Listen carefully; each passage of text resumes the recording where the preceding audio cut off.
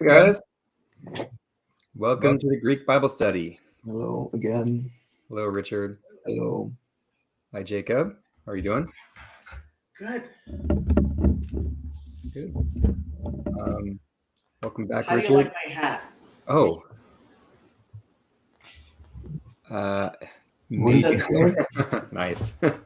It says made you look. It kind of looks orange to me. As long as it doesn't say MAGA or something. Well, that's the point.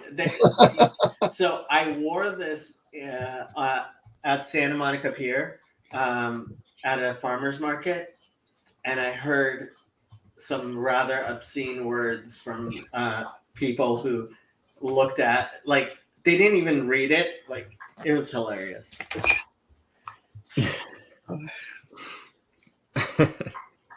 Yeah. My dad had he was a high school teacher, recently retired, and he was taught auto shop, and he's kind of a troll, and he had a face mask that said China lied on it. They make him wear a face mask all the time at school, you know, and so he wore that thing, and he was just always in trouble with the administration. Sounds like a shop teacher to me. Yeah. Yeah. Seems like most administrations don't have much of a sense of humor anyway, so. Yeah. So I don't remember the specific verse we left off on last time, Verse Richard. 18. We stopped at verse 18. 18, thank you. I found a better source for the Septuagint. I found a Rolf's version online. So hopefully that works better. It's just Greek, so we won't have the English up. You'll have to do all the translating for us. So That's what we have Richard for. Yep. Yeah, that's what it's like. It's verse 18 in Rolf's text, which would be 17 or 19 in another translation, depending on how they mess around with the first verse, which is not a first verse. It is a first verse, but it's not a first verse. So anyway. Okay. But so we got Trey. Hey, Trey. And he's driving. Yep. Always driving. Never stop. I'll go ahead and share if you want to get started, Richard. Sure.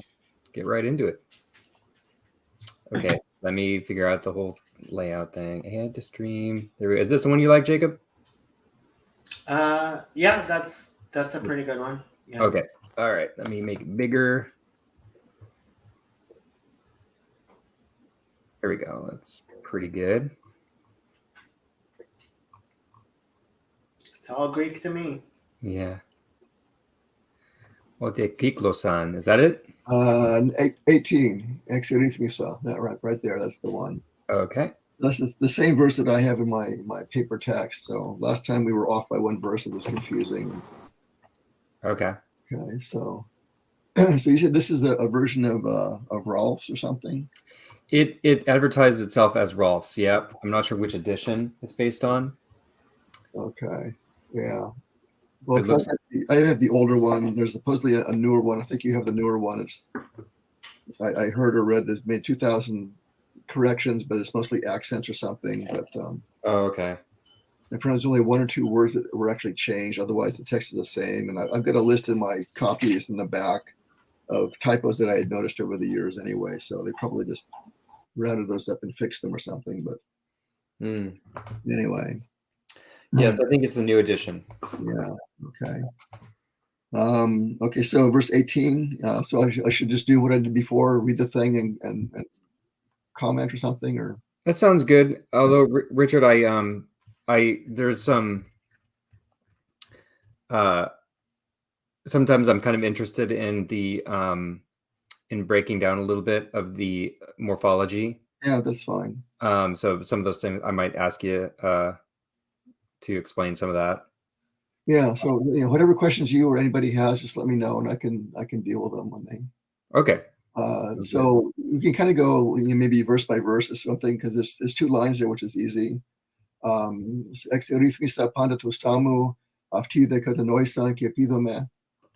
basically, the first line is I counted, or I've counted all of my bones. And then they, apparently the people looking or something, they have noticed me, or they're looking upon me, gazing upon me, staring at me or something. So the aŭτή is the pronoun they, and the κατοικεῖς is like looking at, ἐπείδων, gazing upon, staring at. So again, it's like the pictures of this person being, for the Christian understanding is this is like a prophecy of Christ on the cross. But if you take like the original, whatever that was, a context or something, the writer is suffering, so he's counting his own bones, which is kind of unusual. Maybe he can just see how emaciated he is or something, and that they, presumably the persecutors or so, are gazing, staring at me, gaping at me or something, maybe in ridicule or so. Exirithmisa is they counted out my bones? Exirithmisa is the first person I counted. I counted out my bones. I counted in pandatostam all of my bones. Yeah, I'm looking at the Hebrew, and it's asaper, I count. And although I'm not sure I would have translated it as count. Or numbered or something. Well, that's the thing. That's a very literal translation, whereas I would probably have done something more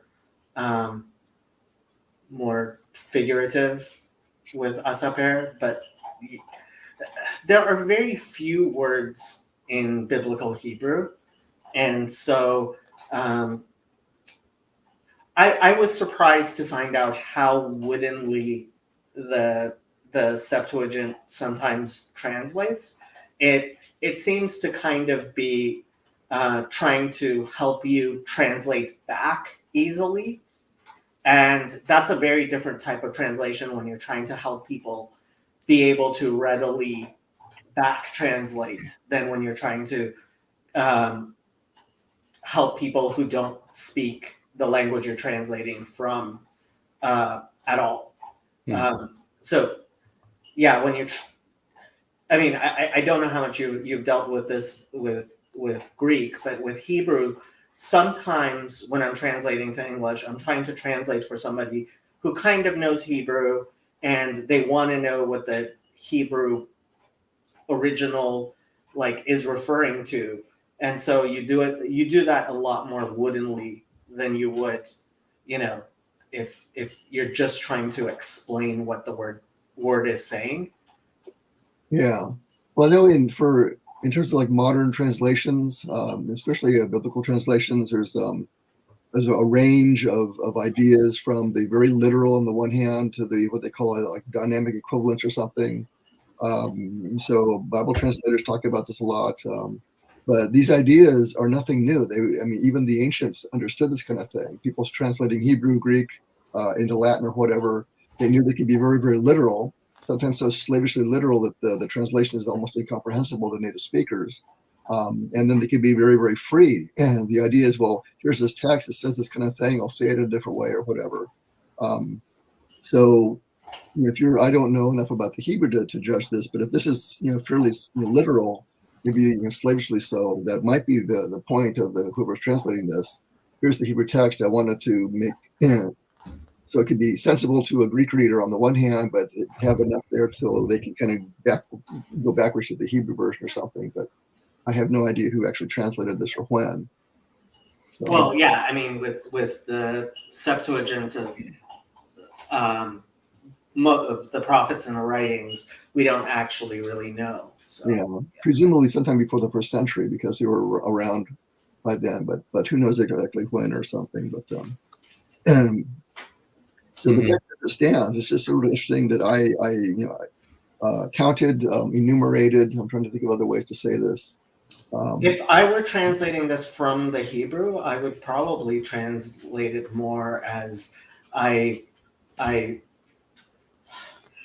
it's more of a telling, right? I expressed all of my, and I'm not sure I would have translated it even as bones, but more of all of my pains or something. Yeah. Right. Well, the Greek osta is clearly bones. The skeletal system or something. Yeah. the first word, exerithmisa, the root of that word is where we get our word arithmetic. Mhm. There's the idea of math, counting or something, numbering or whatever. Yeah. So. Yeah. I mean, it sounds very woodenly, like, because yes, the roots asaper, right? That is where we get mispar, or to count, or unit, word number, and atzmot usually gets translated as bones, but it has a connotation of like that which is deep within me, right? Okay. So like the feeling I get is kind of like I expressed that which is deep within me, and they saw into me. Okay. That they, Okay. Hema yabitu yerubi, they saw into me, right? So there's that interplay there. Okay.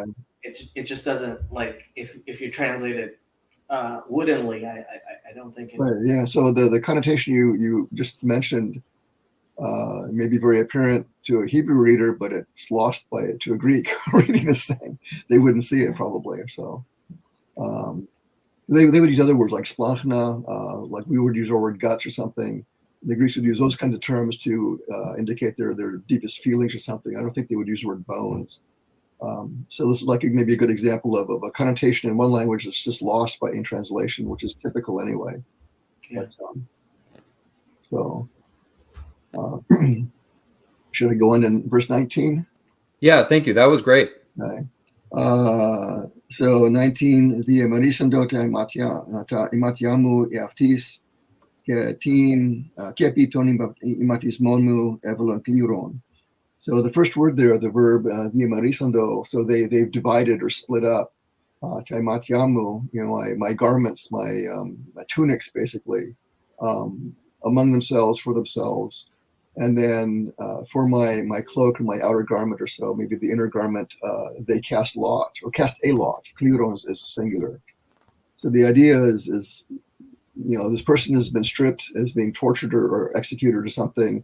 There are the clothes, and so they would just distribute them or something. And I know in the New Testament with Jesus, he had his undergarment or something, which is was described as being a single garment with no seam. Or something, and so apparently the Romans would take whatever the criminals were wearing, they would just strip them naked or something, nail them on the cross, and then they would just deal with the clothes. Maybe somebody, one person would take everything or whatever they do, but whatever's there, they would divide it up. But then what do you do with this one garment? Which they can't tear it up unless they want rags. So if someone wants to use it, what do? And there's 4 or 5 soldiers. We've got one thing here, so you cast a lot, which is what they used to do to make decisions, or take a rolling dice or something, or something. Well, they would flip a coin, but maybe roll a dice or whatever. So this is the idea here with this verse, which again is picked up in the New Testament with Jesus on the cross. But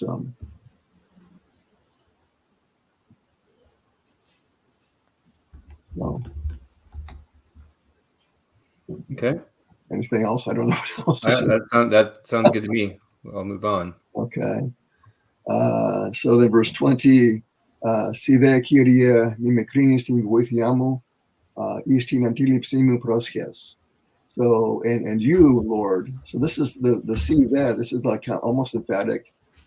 In English, we use the pronoun by necessity. In Greek, they don't have to, but the fact that it's there makes it almost like you, Lord, kind of pounding the table almost.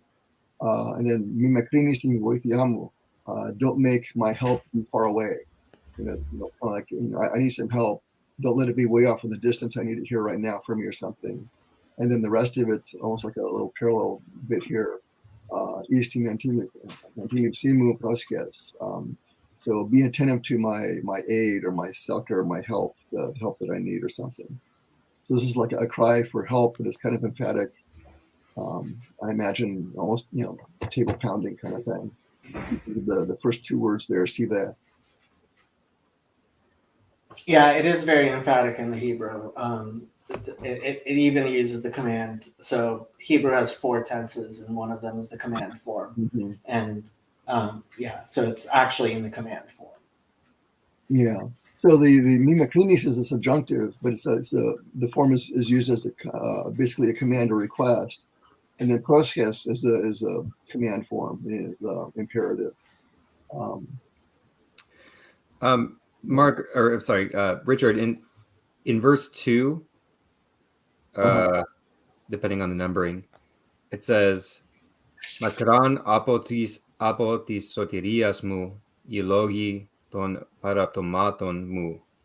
And I think we translated it something like, far from me be, or my deliverance is far from me. Yeah, right. How does that contrast with this verse and what it means? Well, μακράν in verse 2, μακράν is an adjective. Here we have makrinis. This is the verb form. It's the same word, basically. Makrinis is the verb form, and makran is just the adjective.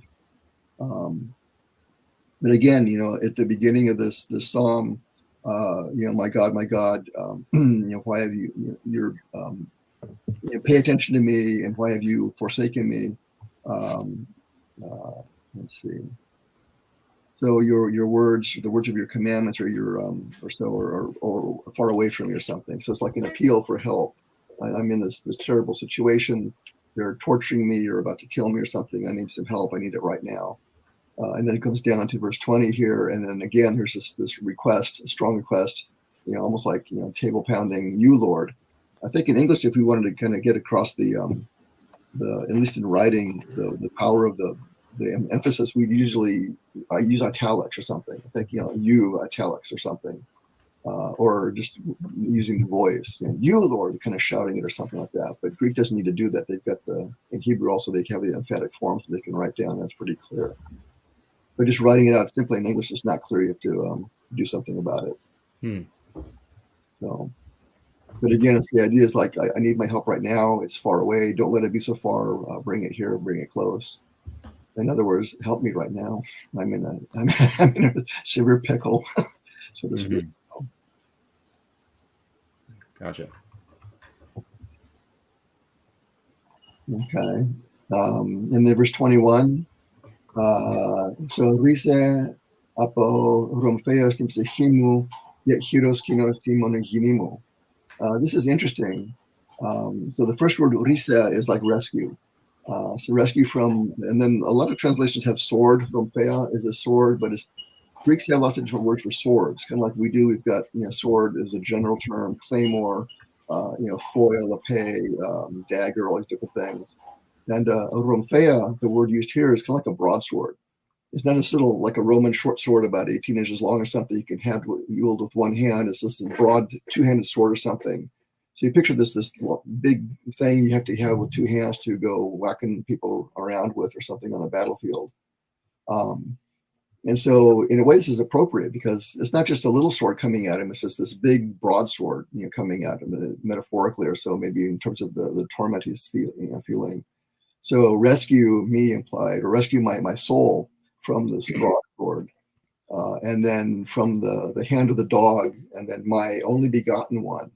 So monogeny is this word that's used in the Gospel of John, referring to Christ, the only begotten Son. A lot of modern translator kind of reinterpreting this, which I don't quite agree with, to mean unique or only. So yes, it means unique or only on the one hand, but the idea of only begotten is right here in the form of the word monogeny. Mono only, and gyne is begotten or begetting or something. So when I see some modern biblical critics kind of downplaying the idea of the only begotten Son in the Gospel of John, because they're trying to redefine the term, I just don't agree with that. Well, it's kind of funny because I was wondering how they would translate both nafshi, which is my soul, and yechidati, which is so one of the things we Father Stephen DeYoung and I have been talking about is specifically that word monogenes, I guess, or monogeny. My Greek is horrible. And monogenes is the pronunciation, the modern pronunciation, monogenes. Okay. Yeah.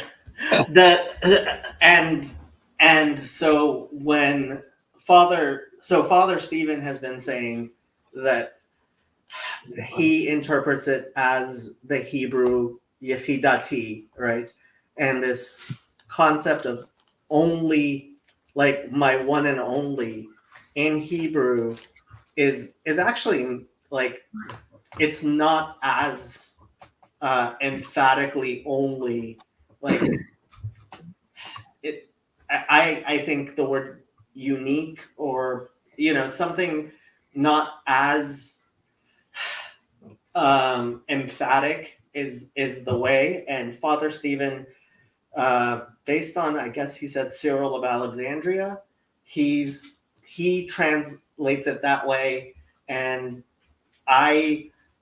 for me, that's a much more acceptable and Hebrew concept. Could you repeat that, Jacob? What was the translation you used? So unique, maybe. Unique. As opposed to like only begotten sounds like, okay, the only child. Whereas, for example, the first place Yechidati is used is with Isaac, with Abraham, and Ishmael is right there, right? And then he has more kids, right? And so this Yechidi, right? It's almost, you could almost translate it as beloved, as opposed to only begotten. And you're giving the Mormons some ammo here, Jacob. Father Stephen is giving them some ammo, and I kind of say, that I don't believe it's the traditional. It's certainly not how for the past 1,000 years most Christians have understood monogenes. And and Father Stephen's point is, well, I don't care because, right? I have the Hebrew and I have I have Saint Cyril of Alexandria, but that really goes into the question of the new translations, which Richard was talking about. Yeah. Well, even you think about what you just said about Isaac, Abraham had the promise from God. From you, I'll raise up a great nation. Of course, whatever he understood, Sarah maybe misunderstood something and said, well, here you go, take Hagar and get on with it or something. And so that's where Ishmael came from, right? But I know the Muslims, never mind them. But the promise is not through Hagar or Ishmael. The promise is through Abraham. And so, Isaac came later, miraculously or something. Here's the son. Here's the one. The one, the unique, the only begotten, or so. The promise comes through him, not the ones later on, even though there are other nations that came or something. Well, yeah, that's why, beloved or set apart might be better than only begotten. Right. In that, like, there's, again, this gets into theological discussion. For me, the idea that, like, oh, Jesus is the only one who can be called the Son of God, as opposed to we are all children of God, is one of the main things which I reject in Christian theology. Yeah, but then the whole point of Christian theology is, with Jesus being the incarnate Son of the Trinity, right? There's a whole Trinitarian aspect and everything. So in that respect, he would be only begotten in terms of the traditional understanding of the Trinity, and then how that's been expressed for the past 2,000 years or so. Frankly, I'm just hoping to trigger Father Stephen to get that, if he's listening, to kind of be like, okay, I have to come in here. I should probably say some things about the Septuagint, and I'll trigger him. Yeah. But you said that, let's see, so psyche, the Greek psyche, soul, that's the word nephesh, you said, right? Yeah, so nafshi, we would call that actually, so it sounds like the word is what we now call psyche. Yeah, psyche, that's... Yeah. My understanding is that often when the Hebrew has nephesh, the Greek is psyche, which is the idea of soul or something, or... Well, yeah, nephesh is soul, but generally we say that's the most physical aspect of your soul. That's the most, most material aspect of the soul. So Yeah, that's interesting. Okay. Yeah, 'cause I remember a couple of weeks ago in I think it was in our adult class at the end of liturgy or so, I commented about this or something. There's something that came up in whatever, and I know for a lot of especially for American Christians, they think the word soul applies only to people, like animals don't have a soul or something, and then there's all this stuff, and I commented about, well, in Hebrew they have this word nephesh that means soul or living something, and it's applied to both people and animals. So I mentioned dogs, cats, and whatever. I don't know about insects, but certainly anything that moves would have a soul. And I said in Greek, psyche is the same kind of thing. It doesn't apply only to people; it would apply to animals as well. So the Hebrews and the ancient Greeks had the same idea that this whatever this is, this nephesh psyche, is an animating whatever. This appropriate for not just humans but also animals, which is something that most American and English we just don't get. We don't have that. Yeah, it surprises me. Yeah. It surprises me every time this becomes a question, because the Bible very clearly speaks about the souls of animals. In at the end of Jonah, I mean, God clearly, like I think it's the horses and the cows are wearing sackcloth and repenting. Right. It's like, I know. So as if they've sinned and they need to repent along with the people, right? Yeah. Yeah. Okay. Okay. All right. So bring it back anything else about verse 21? I think we're good. Let me bring. Oh, that's not the layout. There we go. So 20. We're in 22. So yeah. So sosemek stomatos leondos skepo keraton monokeraton tin tapinosimu. So soson, again, this is another imperative. A lot of these words, ṟήσε, these are imperatives. So, and it's a singular imperative. It's not plural like y'all do this, but you singular. So you save me from the mouth of the lion. Stomatos, stoma's mouth, leontos is lion. And ke apokeraton monokeroton tin tapinosimu. And then also save my humility, in a sense, or my humbleness. This is interesting, from the horns of the unicorns. And so this is the best translation on the one hand, but then to say unicorn right away, people think of the mythical horse, the one-horned horse, and that's not the idea at all. I was even thinking about this just this afternoon as I was reviewing or something. And if you think about it, what kind of animals do you know of right off the bat that have one horn? Rhinoceros. Rhinoceros, right there. So that's I don't know that the writer of this, or the Greeks or something would understand rhinoceros necessarily. But I was thinking about the onyx or something, and I even looked up a couple on Google, some pictures. I've seen some of these before, like an antelope or something, the long kind of tapered horn. They've got two of them. But if you look at it like on a profile, and I've seen pictures of this, from the right angle, you see the animal with a single horn, because it's the way it's designed or something. If it's facing you head on, you can see the two horns split, but if it's like profile, you see just one horn. So maybe way back then, someone saw this animal in the distance, saw one horn, thinking, oh, there it is. This is this unicorn thing. Unicorn just means one horn. So don't think horse. It's not a horse. It was some other beast or something. Rhinoceroses do have a single horn. Yeah. Two, the tall one and the small one or something. So whatever this animal is, I think it was a real animal of sorts that somebody, whatever, they've got this term, and it's been translated into English now as unicorn. And now we've got this fable of the magical horse with the single horn sticking out of it or something that cures people or whatever, So this is an interesting kind of thing. I said a lot of translations, get around this by saying from the horns of the cattle or the buffalo or something else. Now, you said something about humility? Yeah, the word tapinosis is the word for humility, generally. This is, let's see. And so my humbleness, my humility, my downtroddenness, that's the word tapinosis. It's interesting. Well, I mean, okay, so this is almost like, I would say, like slavishly literal, right? No. It's actually like the person who was reading it seems to have misread the Hebrew because I can see how you can mistake the word here for humility, but the actual word is answer, and that's how it gets translated from the Hebrew to the English.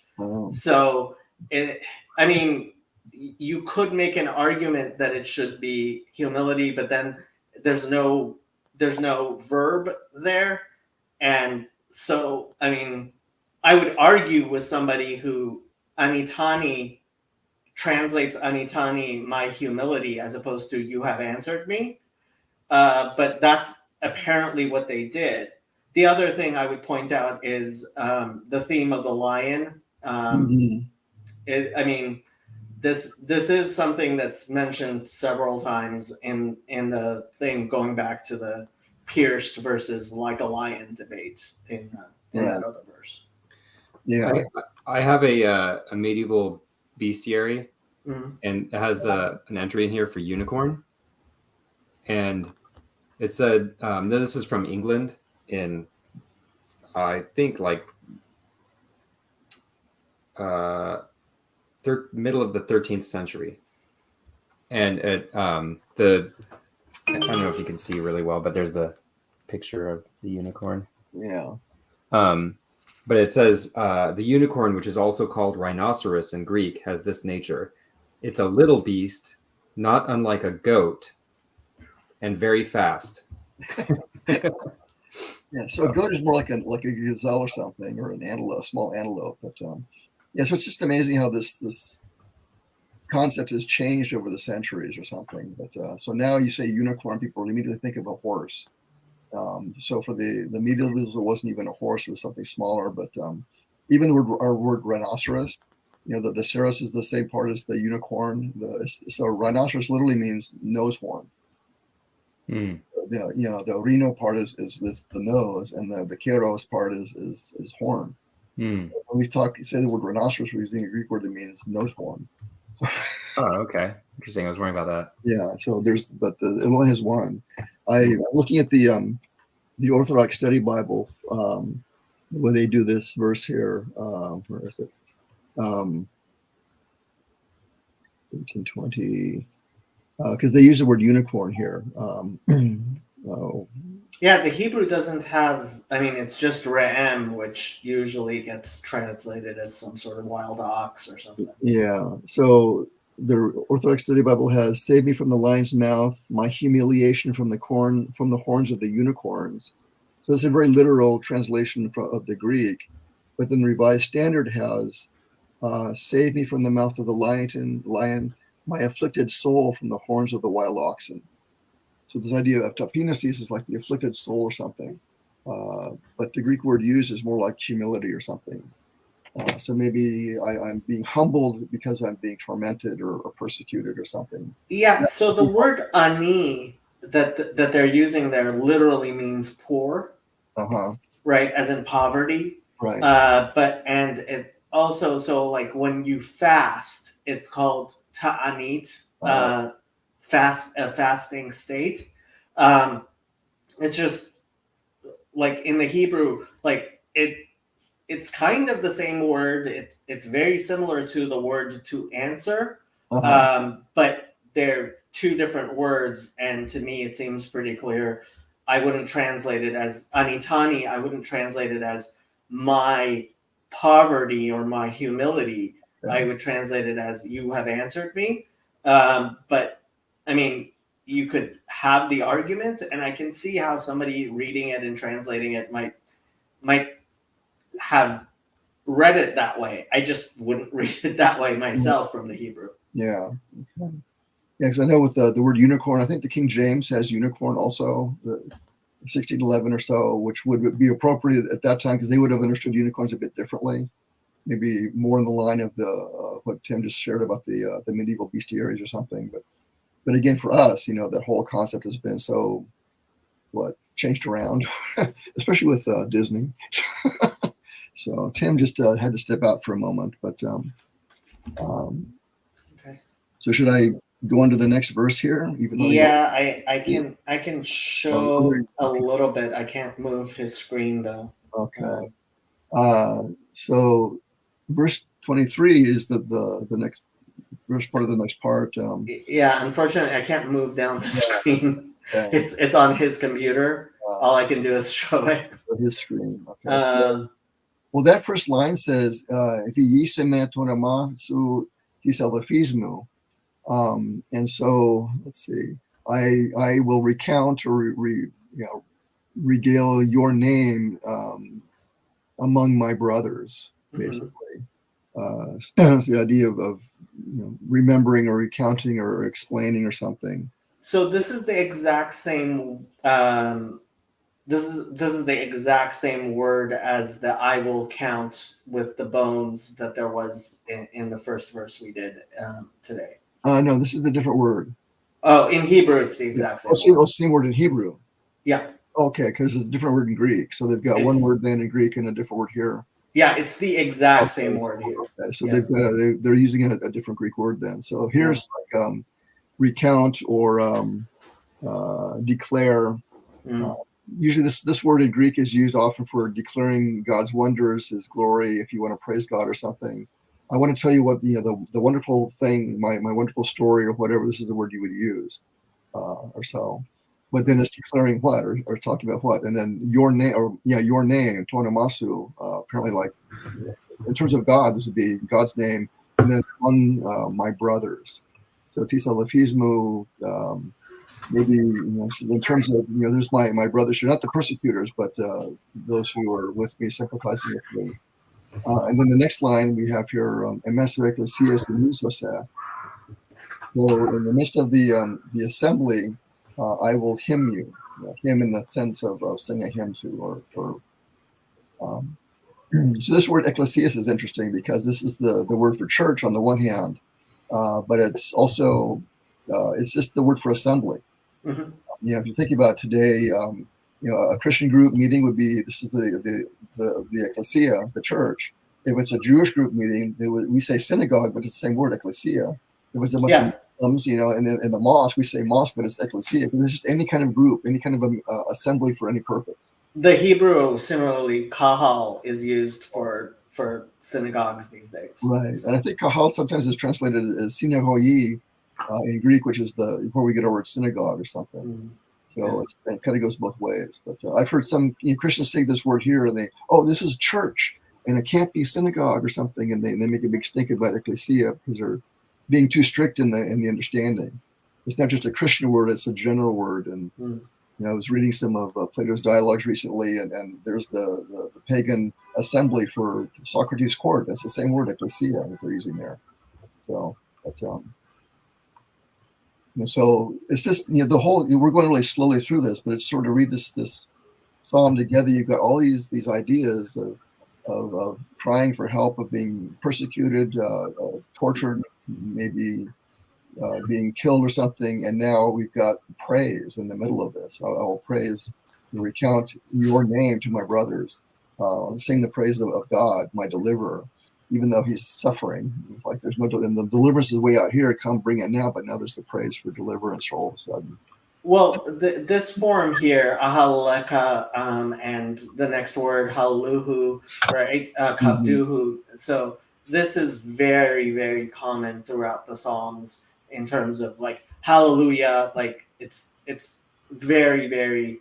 So at the end here in the last few verses, it's kind of fitting in with being one of the Psalms. Yeah.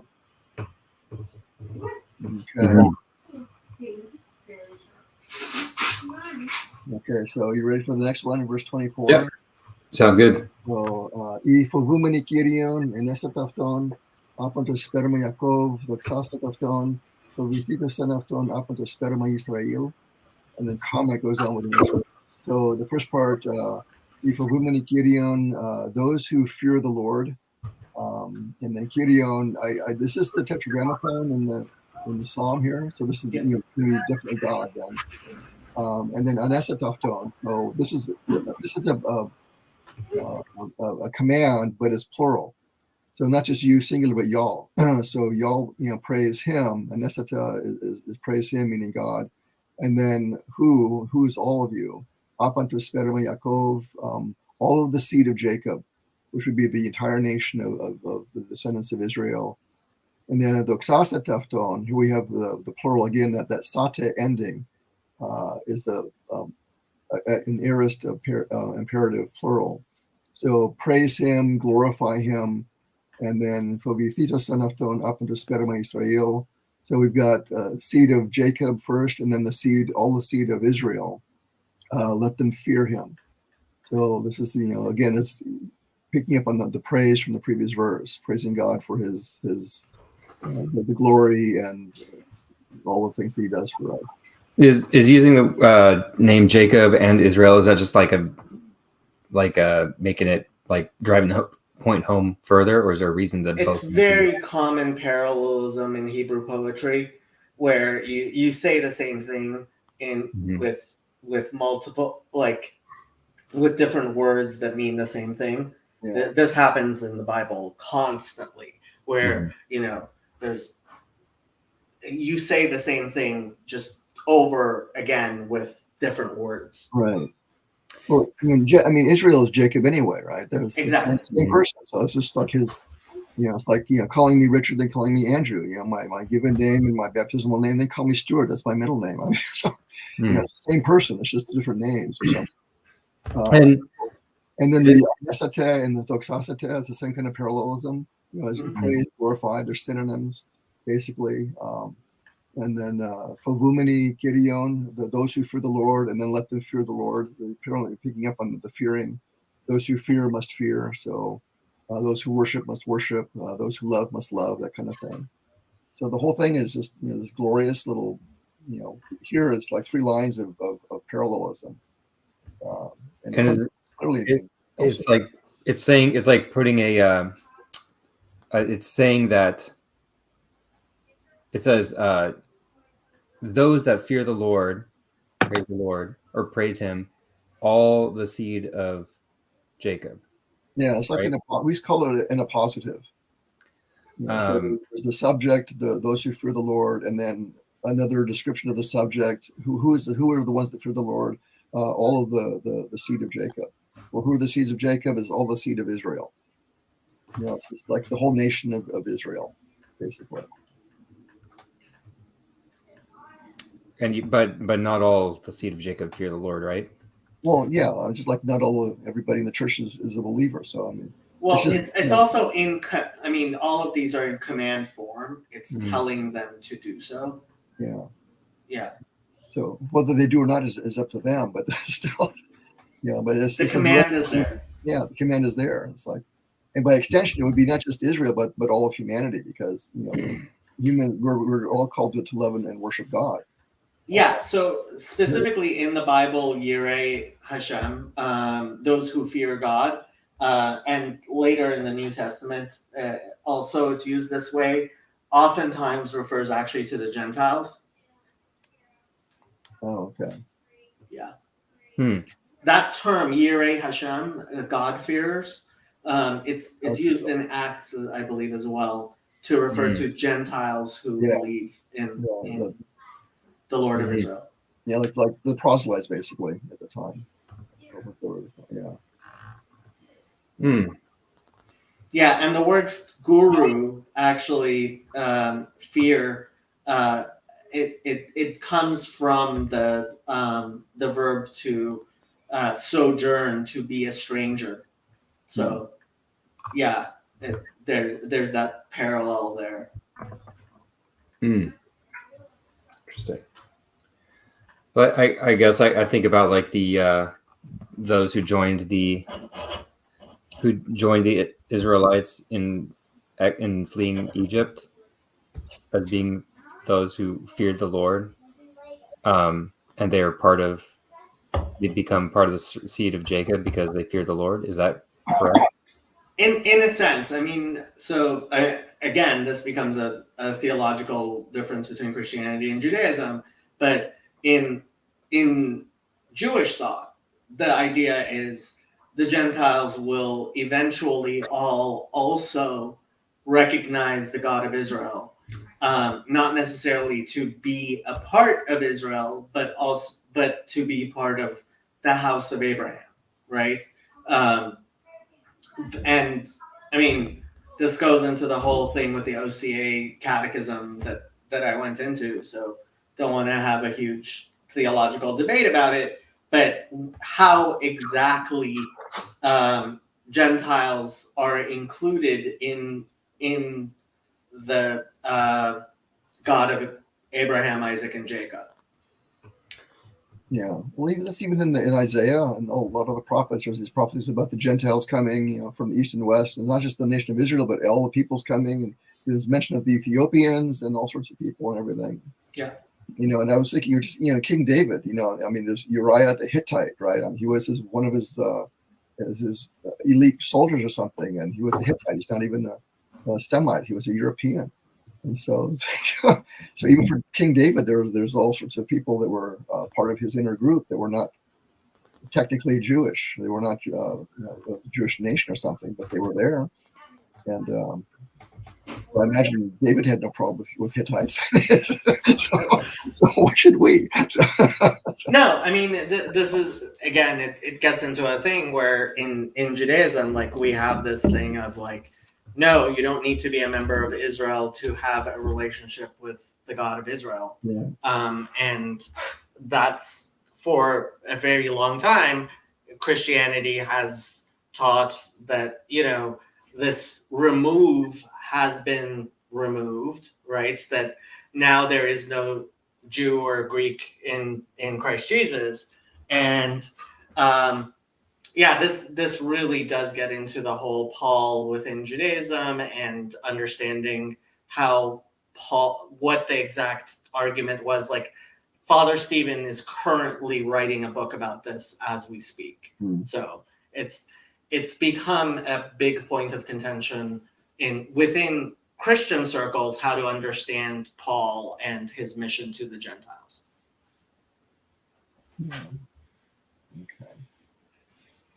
So the next verse here, that's a bit long there. So, so this is verse 25. So, oti uk exudenosen ude prosochtisen ti veisi tuptohu ud pestem prosopon aftu apamu kanto kekerejene me prosopton ėsacούσαι amu. So the beginning, let's see. So third person singular. So he or so. Let's see. So somebody, the subject is not quite clear, but somebody has not disdained or made nothing of, nor what is this, 25? Despised, not despised or scorned or something, but the prayer of the poor man. So thesis is a prayer supplication, tuptohu of the poor man, and nor has he, whoever this person is, presumably God, has not turned away his face from me. And then ento kekrājene me prosopton. And while I was crying out to him, while I had cried out to him, he heard me, or he hearkened unto me, or so. Okay. Oti uk exudenosen. So, okay. Yeah. Uk is like negating, right? Yeah, that's a negative. And then exudenosen is the This is the verb. It's from the word for nothing. for nothing. And then is the word for nothing, not one thing. So they made a verb out of it. Exudenosen is to make nothing of something. So if I make nothing of something, I belittle it, I downplay it or something, I ignore it. It doesn't exist for me, I wipe it out, erase it or something. So presumably the subject here, I guess, because of the previous verse, would be the Lord or so. So the Lord does not belittle me or ignore me or something, or erase me. And then ude, nor has he dismissed me or despised me, and then the prayer of the poor man. So presumably the one who's saying the psalm is the poor man. He's the one being persecuted or slandered or so. And then again, nor. Daisy is the prayer? Daisy is this is one of the words for prayer, for a supplication or prayer request. And then neither has he turned his face away from me while I had been crying out to him. Mm-hmm.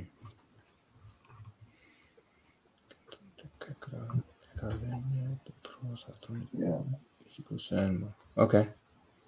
So endo is an interesting construction. It's an articular infinitive.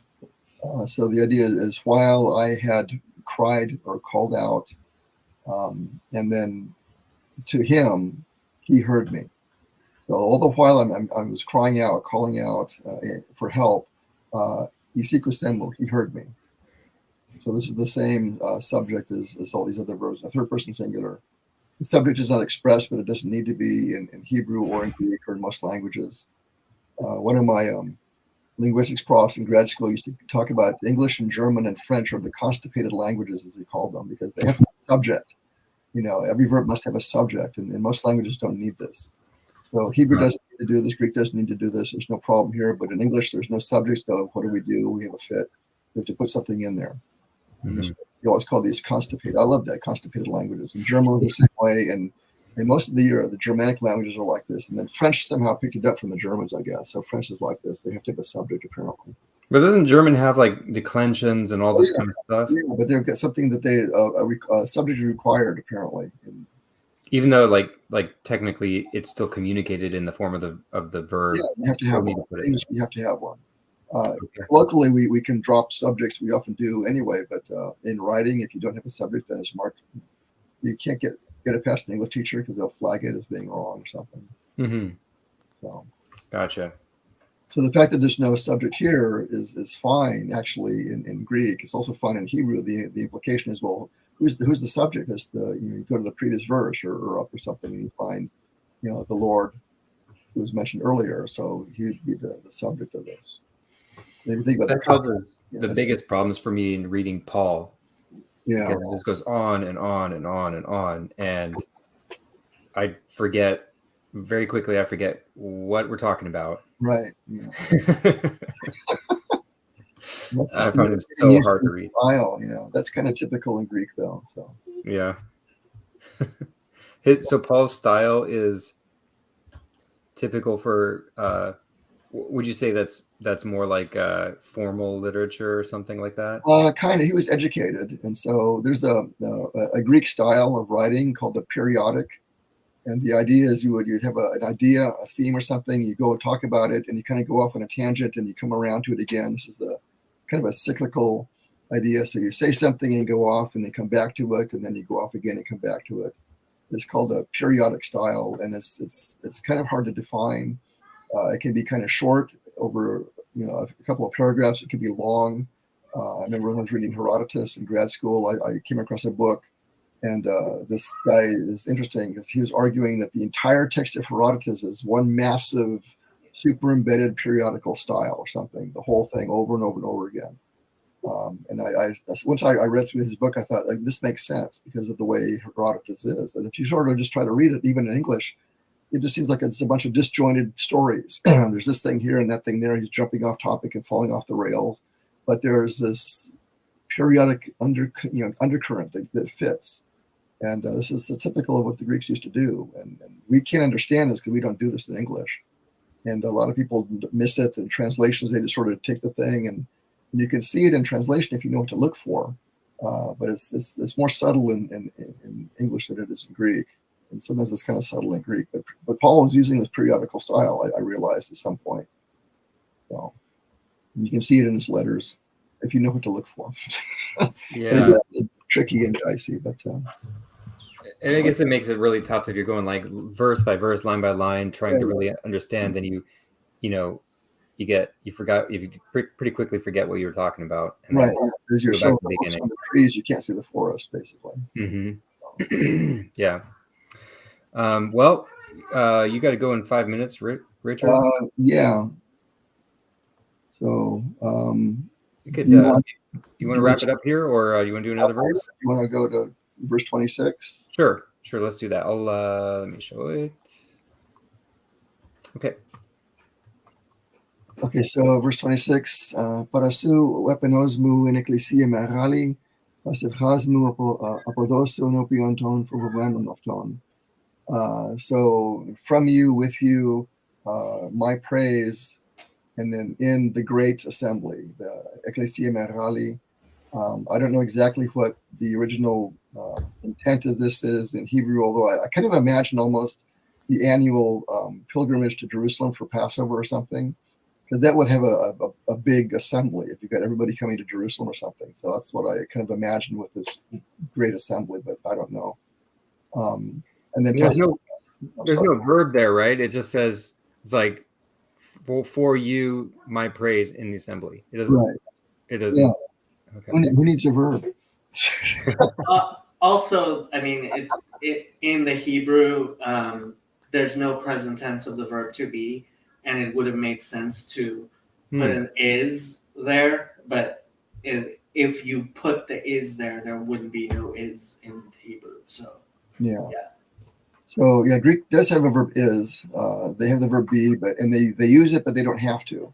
So it's not necessary. And the other verbs that they could use in place of the verb be, the same thing. It's not necessary. So again, English must have a verb, and if there's no verb, we have a problem. But for most languages in the world, who needs a verb? It's fine. So the verb to be supplied with, if nothing else, then maybe is. So my praise in the grand assembly is from you or with you or something. And then ἐφχάς, τας ἐφχάσμου. This is the word for prayers in general, but sometimes it's translated as vows. So I will give or fulfill my vows before those who fear him. So here's this tone for fοβωμένων αὐτών, with the God-fearers again, basically. So if you think of the ecclesia as the Jews and the fοβωμένων as the God-fearers, you've got everybody, Jews and Gentiles together in whatever worship is or something. And this writer is saying, I will praise God. Basically, my praise among all these people is from God, presumably for his help in the midst of this trial that he's going through. Does ecclesia megali, like great assembly, mean something specific? It can, but it doesn't have to be. Yeah, in the Hebrew, kal rav almost seems to. I mean, for me, it makes me think like a collection that includes Gentiles, because we usually wouldn't use kal rav for just a synagogue. It would be more a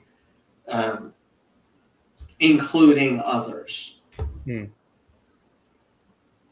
Yeah, so I don't know if this is, writer was thinking of like a national Passover celebration. I know traditionally the Jews would go every Passover to Jerusalem or something, and maybe for other holidays like Sukkot or something. I'm not sure, but I imagine this it's not just the assembly; it's the great assembly. Ecclesia megali. So how do you get a big assembly? You have even more people coming. This isn't like a local thing, maybe a regional thing or something. The words here are very reminiscent of the Hallel, which is sang during Passover and other pilgrimage holidays, and where it talks about bringing your sacrifice. That like a very similar verse that is in Hallel, talking about bringing your vows to God at the pilgrimage holidays. So there's definitely an echo here, I would say, to Hallel, which is towards the end of the book. Yeah. And then we got the word ἐπαινος for praise, and then ἐφχάς could be prayers and or vows. Because in a sense, I guess a vow would be a sort of a prayer, almost like a promise or something. So it kind of goes both ways. So the praying, the vowing, and the praising all kind of goes with the Hallel worship or so, right? Yep. So it does all fit. The praying, the vow, and the worship, you said? Praise. ἐπαινος is praise. Mm-hmm. You listed three things. You said praise, vow, and what? And prayer. And prayer. ἐφχάς is plural. Ἐφχή is the word for prayer, a general word for prayer, but also means vow. So it's just one of these words can go both ways. A lot of translations have vows on the one hand, but it could also be prayer. It's a general term for it can also be used in the sense of curse sometimes in a certain context. Although there's another form you could use for if you want to specifically mean curse. I think of the verse that says, keep your vows to the Lord. Right. And I think of that as being like promises. Right. Yeah, and I think that might be the same word here, probably. I have to go check, but ft is one of these words. It's in Greek. It's a general term. It can be positive. It can be negative depending on the context. And then they have other forms. It can have some prepositions to the beginning to make it specifically like prosevchi is definitely a prayer because you get the word pros to a prayer to, like a prayer to God or something, and then katevchi, kata is like against or something. So if you have a katevchi, that's a curse because you're uttering something against someone. So if I want to be specific about a curse, I would say katevchi. If I want to be specific about a prayer, I could say prosevchi. If I want to be general, you say efchi, and that could be anything. The context will decide which I mean in terms of it can be prayer or it could be a vow. So it's a nice, squishy general word. But in this context, in the psalm here, I don't think it's negative. So I would. And I can see how good prayer, fits the context, and then vow fits the context also.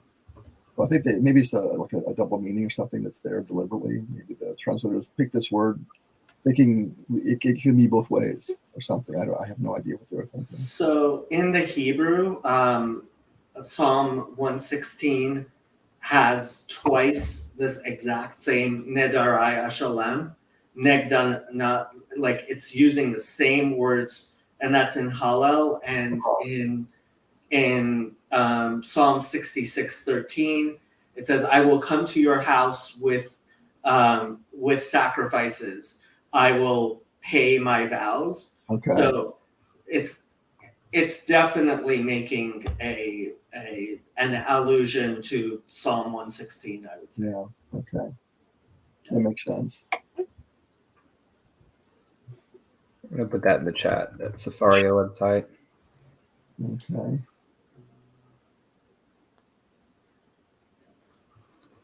Cool. Well, thank you, Richard. I know you got to get going, so make sure you get out of here. Thank you very much. Verse 27 next time. Yeah, that sounds good. We're getting close. In 2 weeks, that would be July 10th, right? July 10th. Let me check my calendar real quick. So July 10th, we also have the book club on the channel. At 6 p.m. 6 p.m. Okay. Yeah. What do you think about 3 weeks, Richard? 17th? That's could be okay. Okay. 17th. Yeah. Okay. Be good. Cool. Good. On the calendar for me. 17th. Okay. Yeah, I'm extremely busy lately. We just bought a house and moving out on Saturday. It's coming Saturday, and at the same time, I'm remodeling a bathroom and fixing everything in this house, and it's just crazy. We've been doing the book club on Thursdays, but people decided they wanted to have it on Mondays. And since it's every other week, we thought we would be able to be off with you guys. But next week is 4th of July weekend, so we had to push it off a week. Oh, that's right. Yeah, that's the holiday. Oh, yeah. Okay. Yeah. So next Monday, is it going on next? Oh, it's Monday, 4th of July. Okay, so you're not doing Monday. So that's why it got pushed onto your week. Yeah, because the 4th is Tuesday. But... Yeah, if you guys move over, if you guys go, so we'll be back on schedule and alternating again. Okay, so the book club on the 10th, and then this one on the 17th. Yeah, and then it'll be all fine for a while. Yeah. I met a guy. I hung out on Jay Dyer's stream last night. Oh God. And there was a guy who who brought up Jordan Peterson and had some really insightful things to say about it. So I contacted that guy and I asked him if he would like to chat with me. And I found out a little bit more of him. He actually was kicked off the Bridges of the Meeting server. Okay. So could get interesting. I'm going to talk to him next Monday night. Interesting. Okay. So we'll see where that goes. He was very insightful, but also probably on the orthobro side of things. Aha. God save us from the orthobros. Okay. So, All right. So, okay, Richard. good week. I'll Thank see you. you next time. Hello, Mark. Goodbye, Mark. See you on Sunday. Thank you, Richard. You're welcome. That was really nice. I appreciate it. Okay, See you in good. a couple weeks. Okay. Bye. Yeah, I was surprised how literal the translation from because obviously I don't understand the Greek, and when he translated it in English, I could tell it was a wooden translation from the Hebrew. Mm-hmm. There's a, I don't know how common that is. Like Richard mentioned that, you know, people approach the translations in different ways back then, but like, you know, we have massive repertoire of hymnography in the Orthodox Church, just absolutely massive. And then it all gets translated to English, and there's different, within that, there's different ways people translate things. And sometimes it gets, there are times where they will literally make up a word, you know, because like, oh, you know, you can't say this in English. So they just basically anglicize the Greek word. Well, like, the word there you go. atone, the word atone was actually, it was created to translate the Bible to English. Oh, interesting. And now we think of it as an actual normal word. But when they were trying to translate kippur, like what Father Stephen calls kefir verbs, however you want to translate it, when they translated it to English, they came up with at-one-ment, right? Interesting. And as atonement, at-one-ment. I was wondering if that was just sort of like a made up like connection that Vervaeke kept saying that, but nope. It's actually literal. When they were trying to translate it from Hebrew to English for the King James Version, they came up with that word. It was a neologism. There's, you know, I've heard like the Slavonic language was similar, or was similar, that basically the Greek missionaries who went to Russia, they translate, when they translate the services and the scriptures into Slavonic, there was not vocabulary for a lot of things, and they just sort of it's sort of hodgepodge the Greek and the local language together to come up with something that was a new kind of, almost like a new language. That was like the liturgical language, but then that influences the local language too. Like, you know, Pastor Paul was talking about that in regard to India. Oh, there you go. In India, like the influence of English on the Indian languages. Yeah. Anyway. Yeah. So this is the etymology dictionary online. 1510's condition of being at one with others, as since now obsolete from atonement, the theological meaning reconciliation of man with God through the life, passion, and death of Christ is from 1520s. That of satisfaction or reparation for wrong or injury, propitiation of an offended party is from the 1610s. So, yeah, as I understand it, I decided to look it up just to make sure I wasn't saying something that wasn't right. But as I understand it, it was actually like the people who were translating the Bible to English came up with the word. Interesting. Mark, you've been very quiet. I'm listening and learning. So I wanted to ask you, Mark, about Ellis Potter's conversation with Byrne. Did you see the new one? I have not yet. Okay. So I've subscribed those, so I have the notifications for you and for, Anadromous and all of those. So I started listening to it. They were talking about music, and I wasn't terribly interested, so I stopped listening. But I was curious if you saw that. And I was also curious about your thoughts. You did watch the first conversation with Ellis Potter, and I started the second one. I haven't finished yet. Okay. So yeah, it was interesting, and I don't know. See, me being most of my life a math guy, so it's some of it, which is good for me. They like to dance on, how many angels dancing on the head of a pin a little bit. It seems like that to somebody that was a math major, although we have our own pins and angels too. But it was very interesting, and especially the use of music in worship and the effect. Now, when I was a tadpole before I apostatized, whatever, I wandered away from Christianity. I was raised in a Southern type Pentecostal background, so we had really rockin' great music. I will say that, and it was like churches were more like, a hoedown when you were there, but that's where I learned to play piano. My brother learned to play guitar, is because, we had all of those things, but it was all very basically to whip up the emotions. And which, music can move, emotions, and should, liturgical music as well, but that isn't the purpose, which looking back, of course, that seems like really that was the purpose, is to get the crowd wound up so that the spirit would move. So looking back.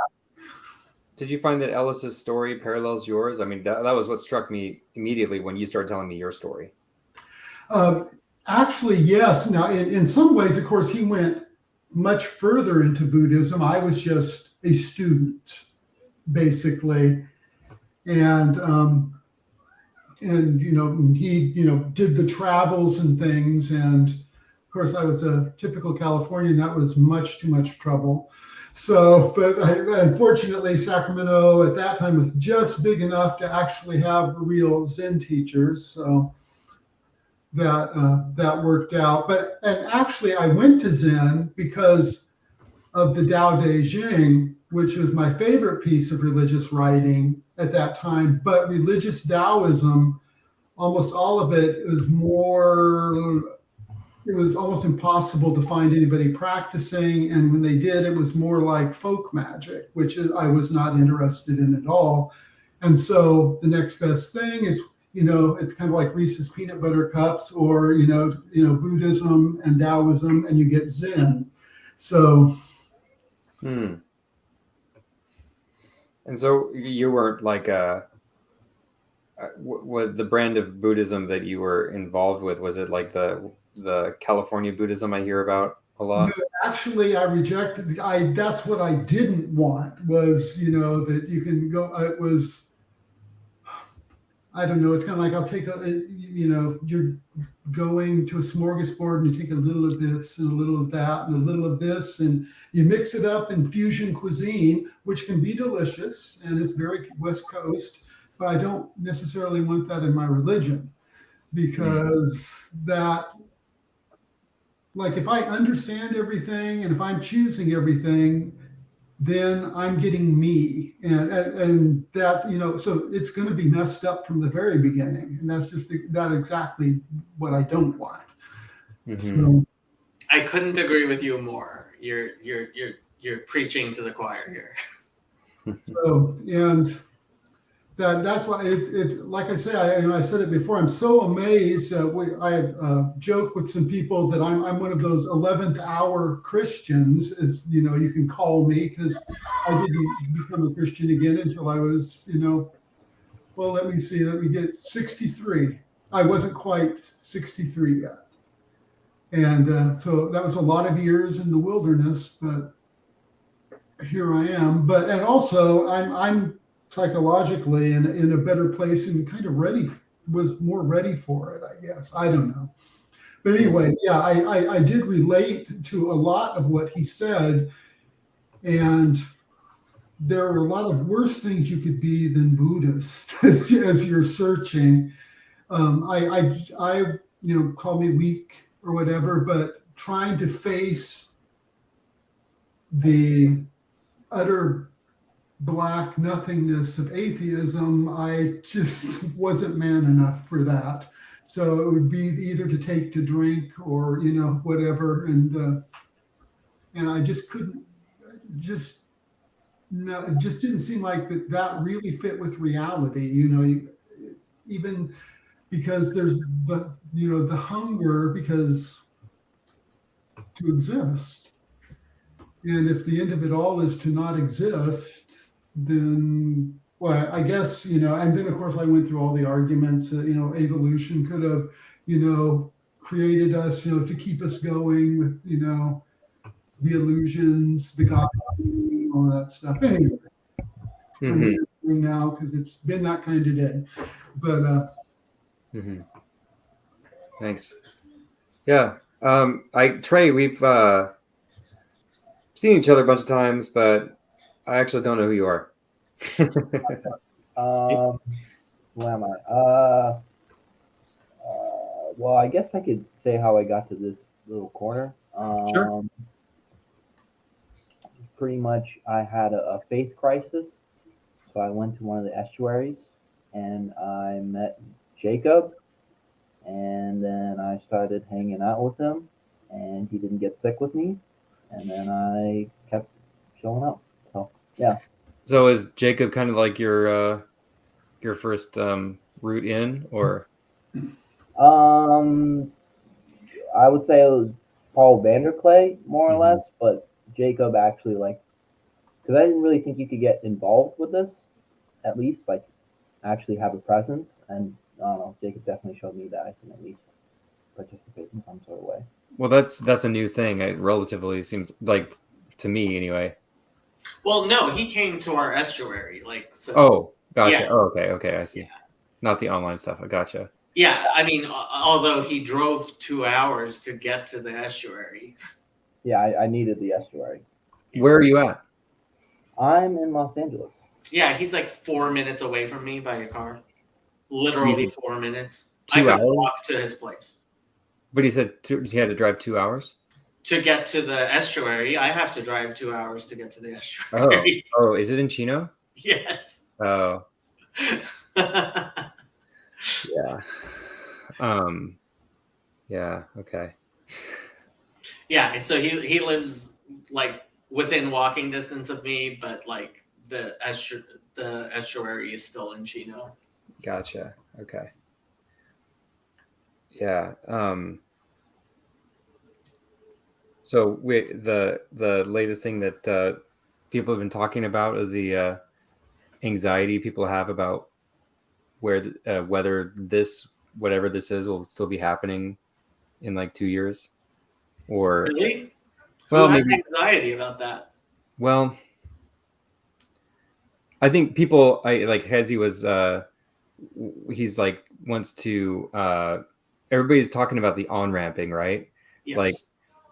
Mark's now here with us, but you got him.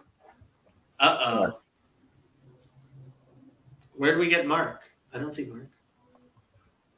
We lost Trey. I don't see Mark. Oh, no. Mark. Oh, hold on. No. You mean Mark Tabor. I thought you said Mark. You're talking about Mark Lefebvre. I'm like, where did Mark come up? Yeah. But no, I mean, just in terms of the on-ramping, because it's my wife is never going to get into this. It's I'm like Kip from Napoleon Dynamite joining my chat room for 4 hours kind of thing. And she's just never going to get it, and I think your channel has the most potential to be I expect your channel in 50 years when the Greek Orthodox Church, everybody's wondering how the Greek Orthodox Church's channel started.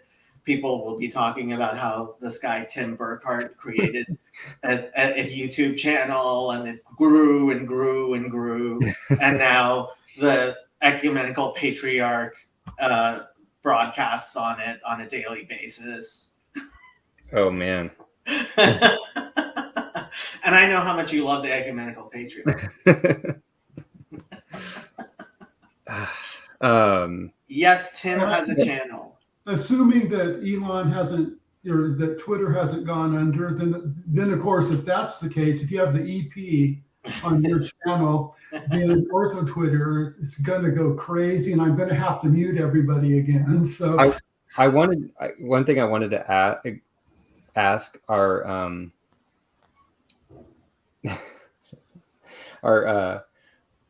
Archbishop Elpido Photos, when we were at our clergy laity retreat, was everybody show of hands, who here is blocked by our Archbishop?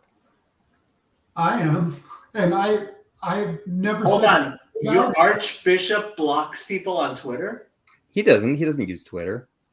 No, whoever he's hired to do the social media. And so I've never even mentioned his name because I'm OCA, but I'm blocked. I can't see anything that he posts. What is going on? Apparently, well, I don't know. Now the joke is that it's, the badge of honor. You've arrived if you've been blocked by the ecumenical patriarch. And actually, not the patriarch. His account on Twitter. The Elpido Photos, the Archbishop of America. Wow, interesting, huh? Yeah, Tim, you're gonna have to start broadcasting this this Bible study onto Twitter. I mean, it is on my Twitter. It should be on your Twitter. On my personal Twitter account, or no, you probably should make a Twitter for this channel. Okay.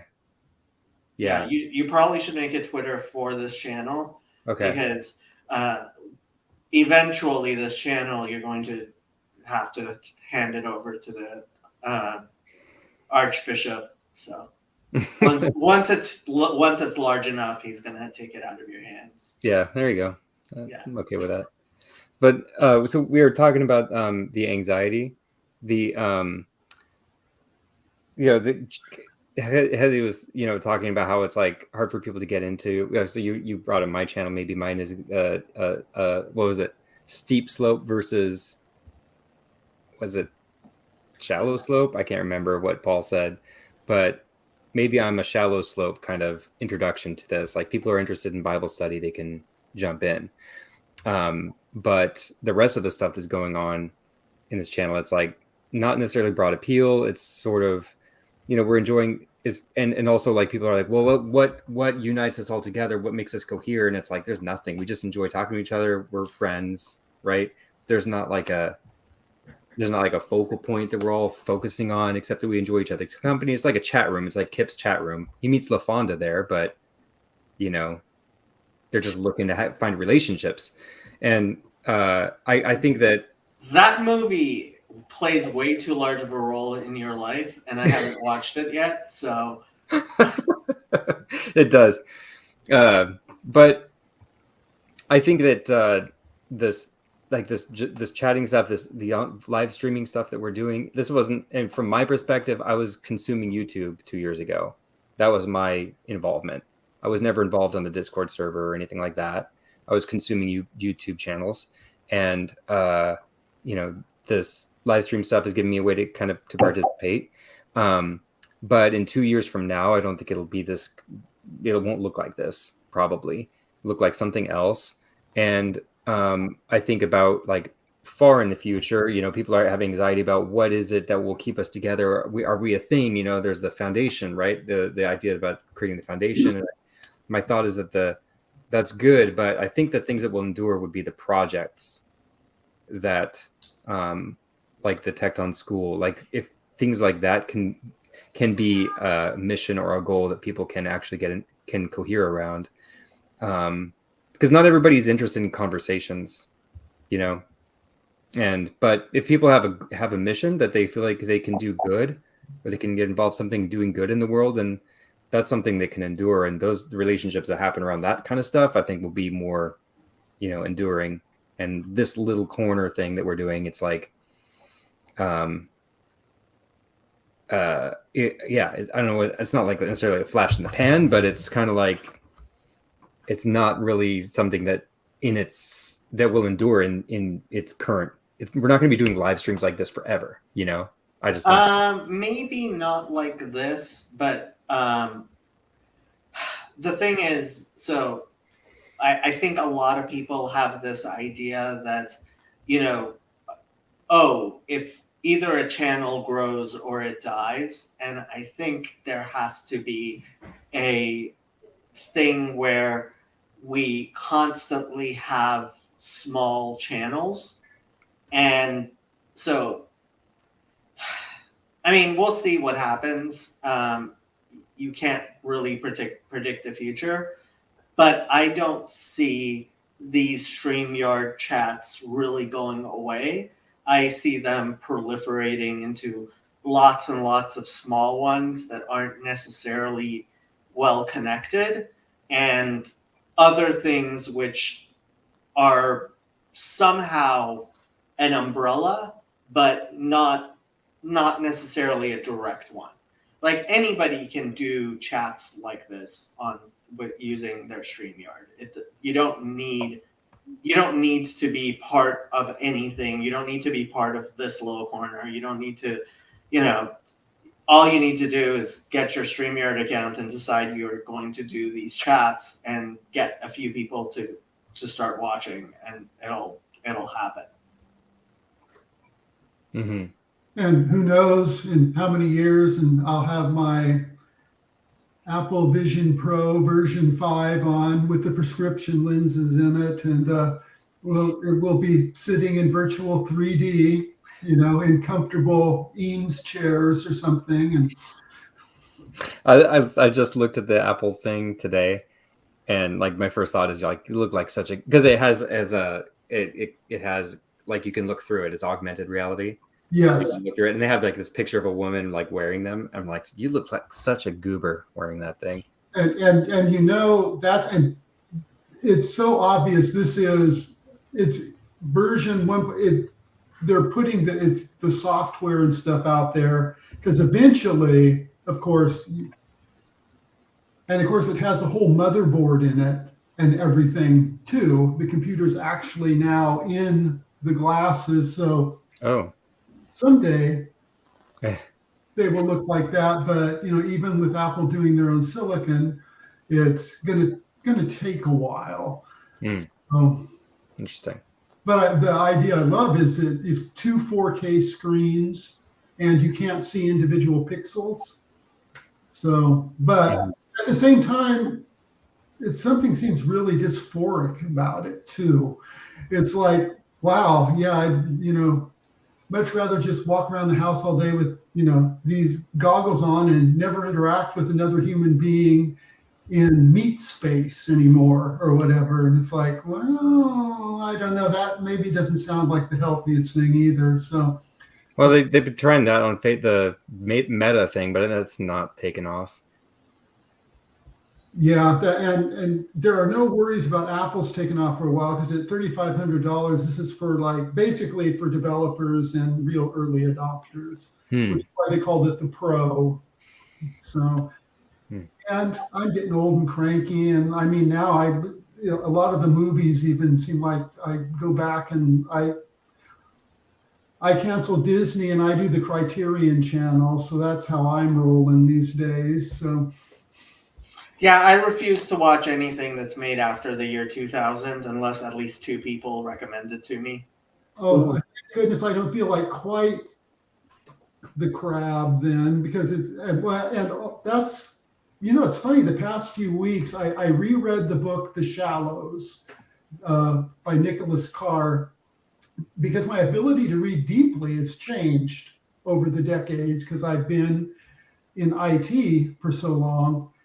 And who knew? This is it's a known effect of the screen time. Mm-hmm. And so I've been spending much more time, hopping hop on the screen. Like this is not a problem because I'm not on for 8 hours a day, but between the TV and the phone, and then got the iPad with me, and when I was working, that's what I did all day.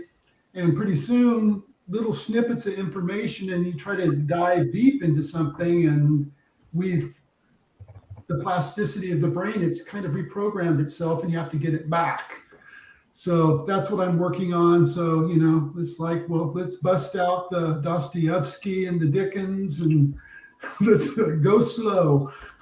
It's so funny you say that, because I just bought Crime and Punishment to read it again, because I have decided that I need to read more books in order to counteract this destroying of our capacity to concentrate.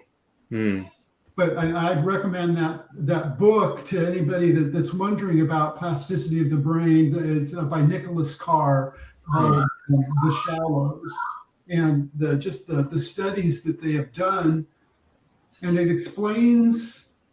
Well, he doesn't try to be a theory of everything, but just by bringing in the different science and stuff, explains a lot of online behavior, like the fact that.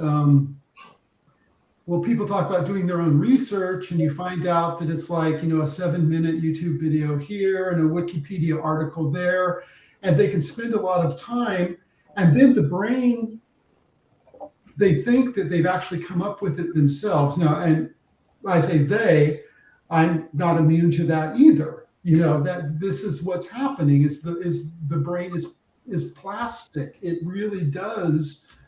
And you can reprogram it back. And that's why, like Jacob, I am like, okay, I need to get to some real reading. Now, I do reading on the Kindle, because some of the stuff, like I'm not really big on boats and nautical things. So if I want to do Moby Dick, I don't want to have my dictionary over here and stop. I like to be able to just like put my finger on a word and have the definition come up. That is good. But like, there's no web browser, there's no, social media or anything on the Kindle, so I can get, that is good. But I have a paperweight around here somewhere that I won once, but I don't know where it is. And then, of course, now that I'm wearing trifocals, I just bought the new Kindle Scribe because it has like the big screen, which I like, because it felt so weird. I'm not so worried about, putting a Kindle in the back pocket of my tight jeans, because I don't wear tight jeans anymore, or whatever, skinny jeans, I guess is what they call them. That's I'm a nerd, but I'm not, hopefully too silly of an old man. So that's a good book. Yeah, interesting. So I see you have a cat there, Tim. Yeah, I have to show her off because Jacob's got a little black kitty. I'm gonna get ready to sign off. I had 2 cats. I noticed Jacob's cat. Yeah, I have a cat tree. Shadows around here somewhere. I call her the shadow of death, and I call that the valley of the shadow of death. Ooh. This one is Catwoman. Oh, she is beautiful. There are 2 twins. Don't do that. Poe and Hannah. They were rescued. Their mother abandoned them, so they were bottle fed. So they were totally, basically just bonded to each other even more than to me. And a couple of weeks ago, out of the blue, Hannah just started struggling to breathe. And so I had to take her to the ER, and she's over 15, almost 16. And rather than put her through thousands of dollars worth of tests and things, and the vet said, we could pull her through this and she's probably going to be back. And so now Poe, her twin, so he's getting a lot more dad time from me, because he's kind of feeling he's feeling the loss. And actually I am too. I'm still at the point where I see her out of the corner of my eye, kind of thing, or I'm looking and it's like, oh wait, she's not here now. Yeah. anyway, so yeah, so he didn't come in though, so he's probably sleeping. So. But I'll go check. Yeah, our little fur babies. Well, everyone, we will see you. Let me see. That date was the 17th for Psalm 22. Mm-hmm. And Mark, we'll see everyone later. see you later. So, Trey, you were saying you got disconnected back there. I was trying to just wanted to get to know you a little bit better. Yeah, basically, I used to be a Jehovah's Witness, say 3 months ago, pretty much. And my family's not Jehovah's Witness, but I decided to be a Jehovah's Witness at 16, so made that mistake. So I think, you know, interesting perspective on this. Did I get rid of him?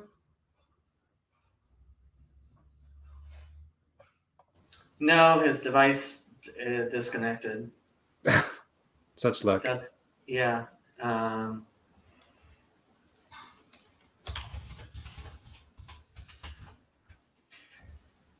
have people complaining at me about Mark Lefebvre now. Oh. I don't know what happened. I wasn't watching, so I don't know. But what I've noticed the pattern for me is like, I see people, you know, pop up. For example, you, Mark Lefebvre, and I hear them and I'm like, what is up with this guy? I don't understand where they're coming from. I don't know what they're saying. Who is this person? He's cranky or whatever. And or I don't understand what he's saying, you know, but then somebody I trust says there's something there that would be worth looking into, or it's worth the effort to understand this person, you know. And then I do it, and then I can, you know, then I get it. And I, you know, with Mark, I just kind of recently, you know, I think Matthew tweeted some of his stuff out there, and then Paul talked about him a few times. I'm like, oh, I should probably give him the time of day and like try to understand what he's saying. And it's been good, actually. I appreciate him a lot more after listening to a bit of his stuff last week. He's very insightful. His style was very grating to me. Yeah, I have a really hard, like, I like Mark. I like the fact that he's there. I think of him as a sort of ally who's saying important things. At the same time, like, I can't handle Mark. Mark and I are not people who are meant to get along, and it's like, yeah, it's just, I don't know if we were in the same room, if the room would be big enough for the both of us. I don't know. I mean, yeah, I guess. I mean, but you at the S2 or at the I guess it's estuary now, right? Not Jordan Peterson meetup in Sacramento. You were one of the quietest people in the room, you know. Well, you talked a little bit, but you're pretty quiet. I try to not be overwhelming and not. I mean, I could bowl people over and talk over them and shut them up easily, like, and I have to fight my instincts to like tell people to shut up. So it's, yeah, I mean, when I'm actually in a room with people, yeah, but look, there's like 8 people listening, right? And if somebody were to come on and they're just blabbing, right? It's like, well, I might be able to sit there and listen to you myself with patience. Like, at the same time, I have to think of the 8 other people who are listening. Yeah. I think that's probably one of the things probably would surprise people who are only, caught the Jacob highlights. They would probably be surprised at how cordial you are and thoughtful. Well, I mean, obviously thoughtful, but you're you don't bowl people over, and you have a genuine care for people. Thank you. Yeah. No, but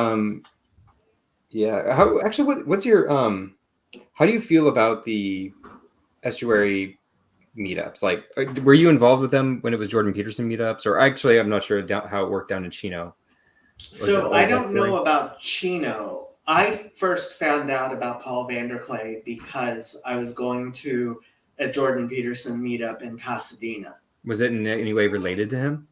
No, but the person who ran it was aware of Paul Vanderklay and really liked him. And Okay. she mentioned Paul, and she mentioned Paul's first tour. And then Paul kind of showed up on the Eric Weinstein Discord server. And eventually, like, he was talking about estuary, so I decided to be supportive of the closest estuary to me, which was 2 hours away in Chino. So, yeah.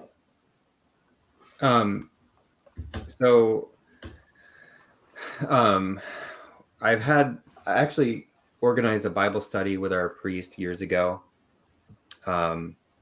And it was kind of open to everybody. And I was actually looking at my notes, because I met with Father Chris about it, and we talked about what it would be like and how we would go about it and everything.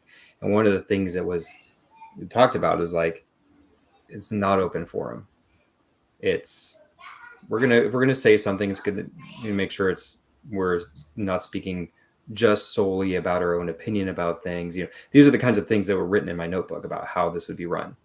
And estuary, or the Jordan Peterson meetup group, is the polar opposite of that, right? It's like we don't even know what we're going to talk about. Let's everybody go around the room and say what you want to talk about. So when I went to the Jordan Peterson meetup for the group for the first time, it was kind of like a culture shock for me about how free it was, and how, from my perspective, how many dumb opinions were being said. And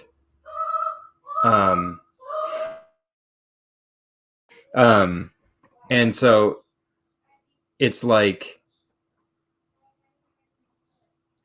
I found it a little bit annoying. I don't know, how did you feel about that? Did you feel like it was just the fact that conversations were happening, that wasn't, like, inherently a good thing, and so more power to you? Or did you have opinions about that? Oh, you're muted. What did you find annoying exactly?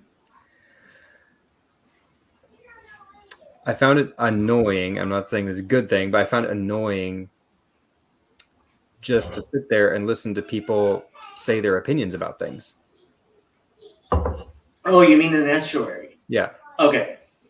Yes, estuary is not a hierarchical conversation. It's incredibly Protestant, and that's why I think it's a bad protocol.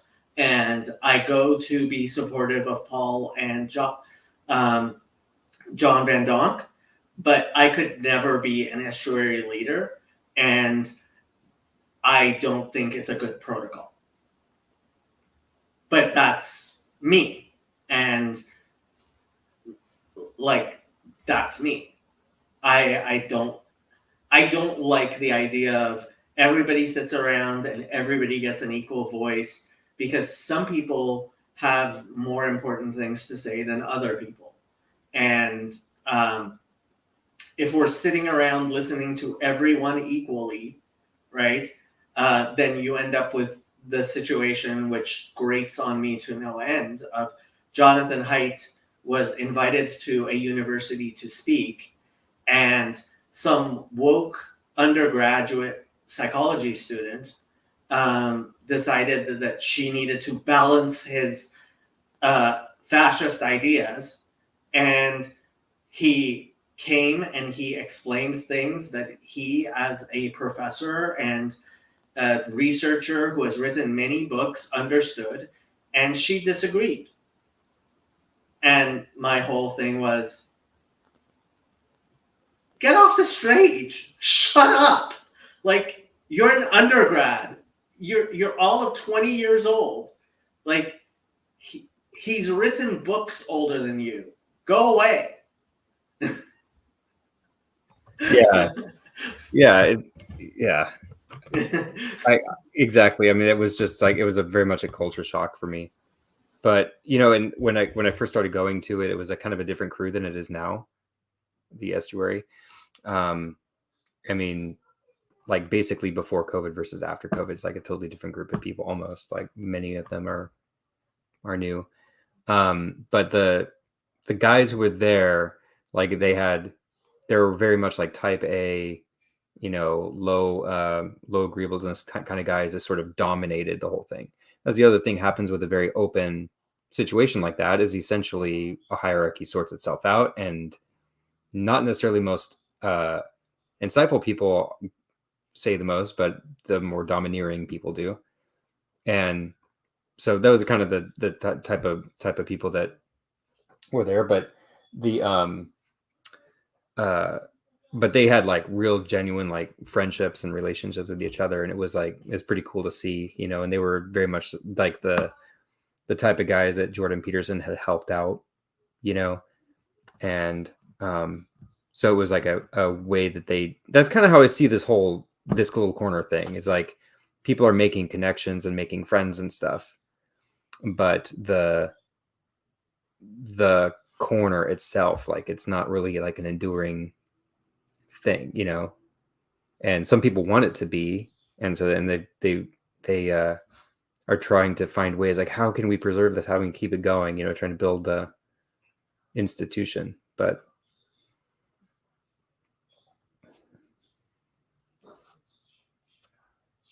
again, I am muted again. Speaking of institution, I am simultaneously typing at someone about the foundation and how I don't run the Randos United channel.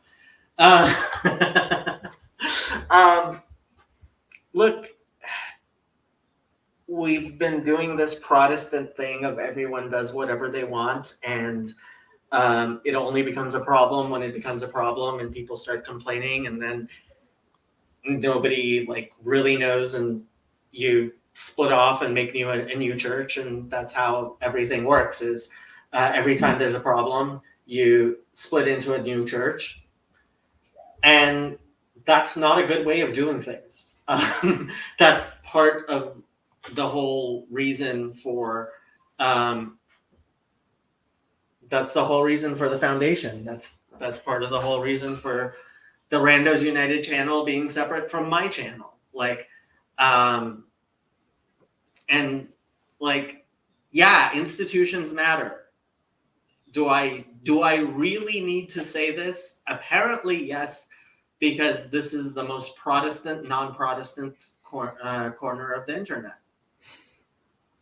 Mm-hmm. Yeah. It's so funny. I spent most of today like trying to explain to people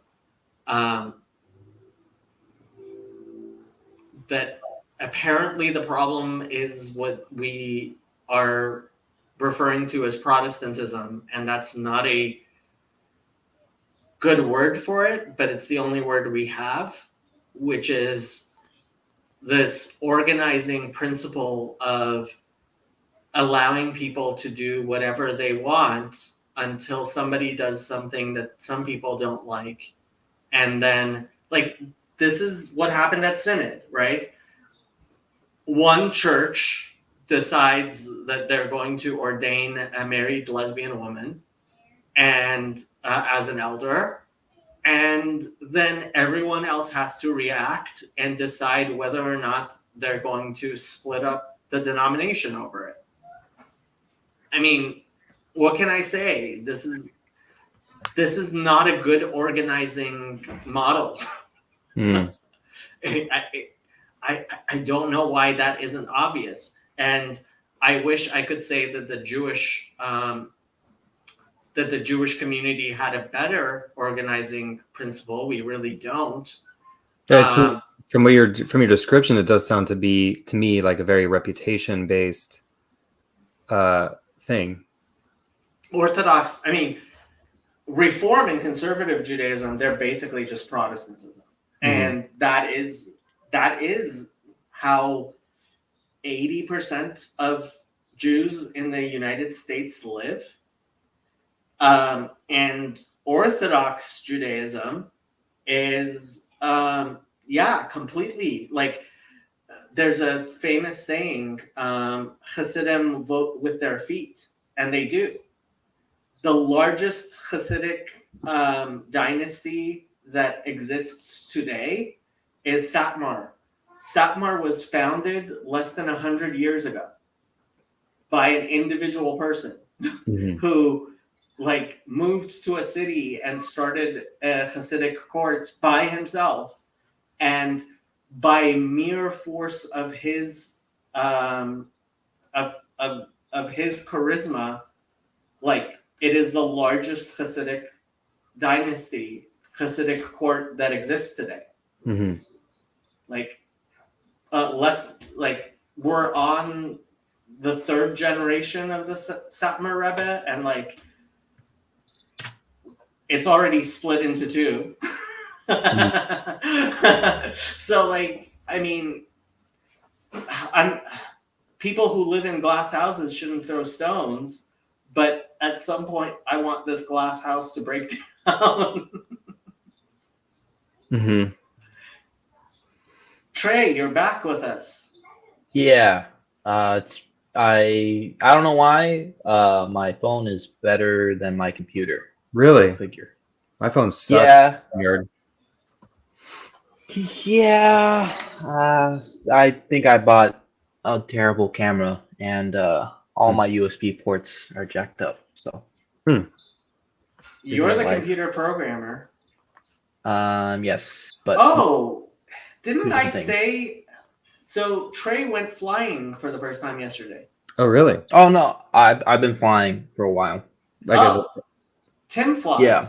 Tim's the guy I told you should talk to. Really? Yep. So are you getting your private pilot's license?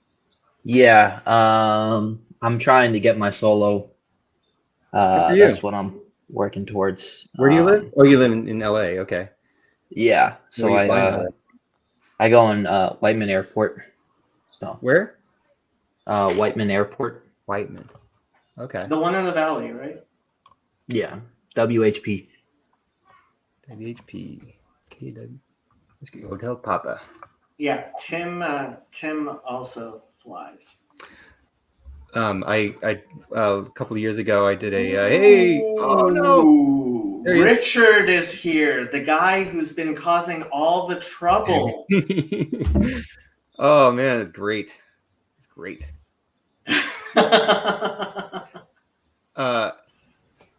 Jacob was talking about Judaism, so I was coming to sit. Well, yeah, but we're talking about flying right now, Richard. Oh yeah, no, it was 2 minutes. So I will listen. No, Richard. I've been getting messages about the Richard situation, and this is the first time I have met you. This is being overblown way too much. We have sparred in the comments. Have we? You thought I was a troll. Oh, are you? I mean, yeah, but with like a serious intention. Okay. My style might be a little more cut and thrust, but okay. I have to get to know you. Are you? What's your background? Who are you? Just like a quick summary. Yes. I grew up on a farm in southwestern Ontario. Okay. In a very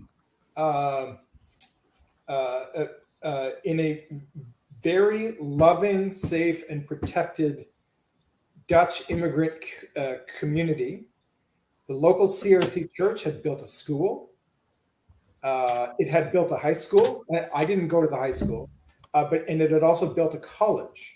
And I climbed out of that community through the Christian school, went to public high school, to the CRC college, which is now a university. So you went to Cervitas University? No, I went to Redeemer University in Ancaster, Ontario. Okay. And then I went to the graduate school that our CRC community started on the campus of the U of T in Toronto. Okay. I am right now working for Internet Archive. Do you know the archive.org? Yeah. Yeah. Is that okay? Trey is really impressed. Well, I have so many questions about kiwi farms and everything that happened there. I don't know if you've been reading about that because, anyways. Yeah. Sorry. Oh, that's interesting. So yeah, I've been working for Internet Archive for 6 years. Okay. I fell into the job after I followed my wife to the United States. Okay. And she went to law school, and I found something to do, and it was working with books digitization for the Internet Archive at the Library of Congress here in DC. Okay. And my portfolio has kind of expanded since in the organization. And at some point, COVID happened. Yes. Yes, it did. COVID happened, and I had some mental health challenges as a consequence. Stuff that had built up over years, but COVID kind of put a blunt point on it and forced me to deal with it in ways that I hadn't recognized that I needed to. And at this point, I am not attending the CRC church because I have fallen out of the CRC church because not necessarily because I am an unbeliever, but because my politics skew very leftwards. Okay. In a sort of not necessarily in a sort of what would be characterized as just like your stereotypical woke, contemporary wokeness. I take a much more of a shining to New Deal programs, old age, healthcare, public provision of schooling. But I also am very sympathetic with a lot of what gets lumped into wokeness as well. So I had my mental break back at the end of 2021, I believe. And in order to put my head back together, I ended up going back to church. But this time it was a PCUSA church. Okay. Which is one of the more liberal-leaning denominations. And I stayed at the church that I'm currently attending because I found an analog for the Bible-based gospel preaching that I had encountered and grew up with in my conservative churches. It's like fundamentally what I would consider equivalent, just very different emphases. Okay. Yeah. So, and that's what made you decide to get involved in this little corner? I have watched you guys for a number of months. Thlīψis is my brother. Oh. So I'm his older brother by about 6 years. Who's Thlīψis? I mean, I see him in the comments, but he came on my channel to discuss the CRC Synod. Yeah. And we did a CRC Synod thing where we on were there. lamenting the influence of Satan on the Synod. Okay. Yeah, so Jacob and I are going to have diametrically opposed opinions on this, but I'm interested in what Jacob has to say because I see a conceptual consistency to his position, and so I'm interested to understand where he's coming from. And the Thlīψis, where? So I don't know if you can see the familial resemblance at all. Mm. A little bit, maybe. This is reminding me of Game of Thrones, where the two brothers come and fight, right? You know, the hound, the mountain, and the hound. Yeah. So you said a consistency of my position. Yeah. So Phlebas is in southwestern Ontario, and I'm still in Maryland, southern Maryland, near DC. Interesting. So when Paul comes to to do his DC thing with Spencer Clavin, you might actually want to attend. But even if you don't attend that conference, Yosef is having Friday night dinner, which he's inviting a lot of people to. And I would suggest you consider going if you're in the area. Who is Yosef? Yosef is the reluctant rabbi of this little corner of the internet. He refuses to be called a rabbi because he refuses to go take the test. Okay. But he's probably, like, in the old sense where the person who knows the most gets appointed rabbi of a congregation. He's the rabbi of a congregation here. So, yeah. He's getting his PhD in robotics from Georgia Tech. And he works somewhere so he moved up to Washington, D.C. because he's working on something, I don't know what.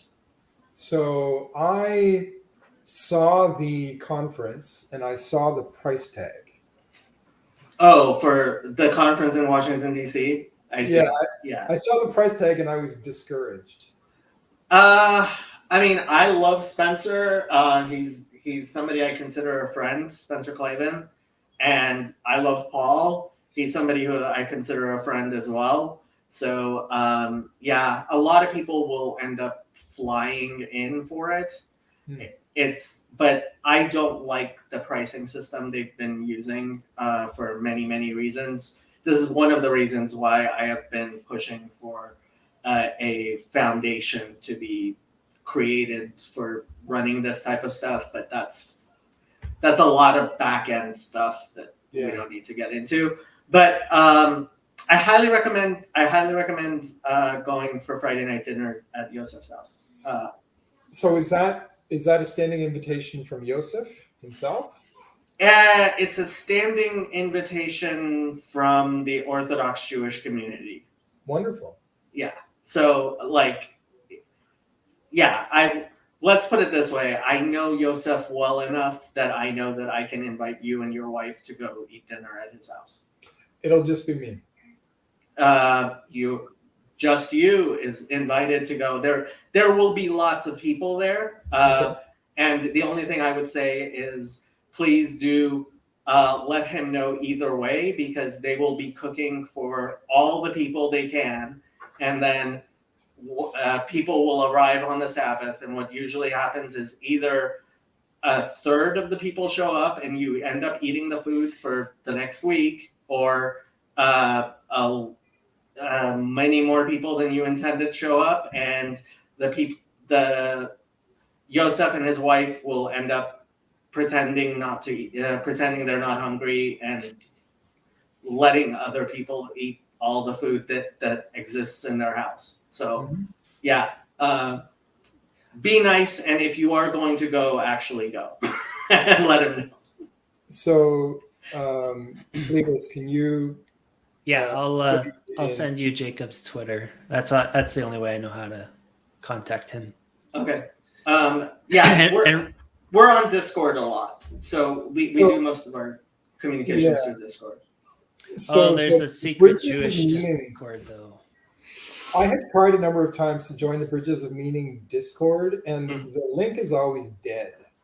Well, yeah, it is. And I, in protest, left the Bridges of Meaning Discord, so I'm not on there myself. I have a Discord server called Jacob's Ladder, which I will gladly send a link to. Thlīψis free to send to you.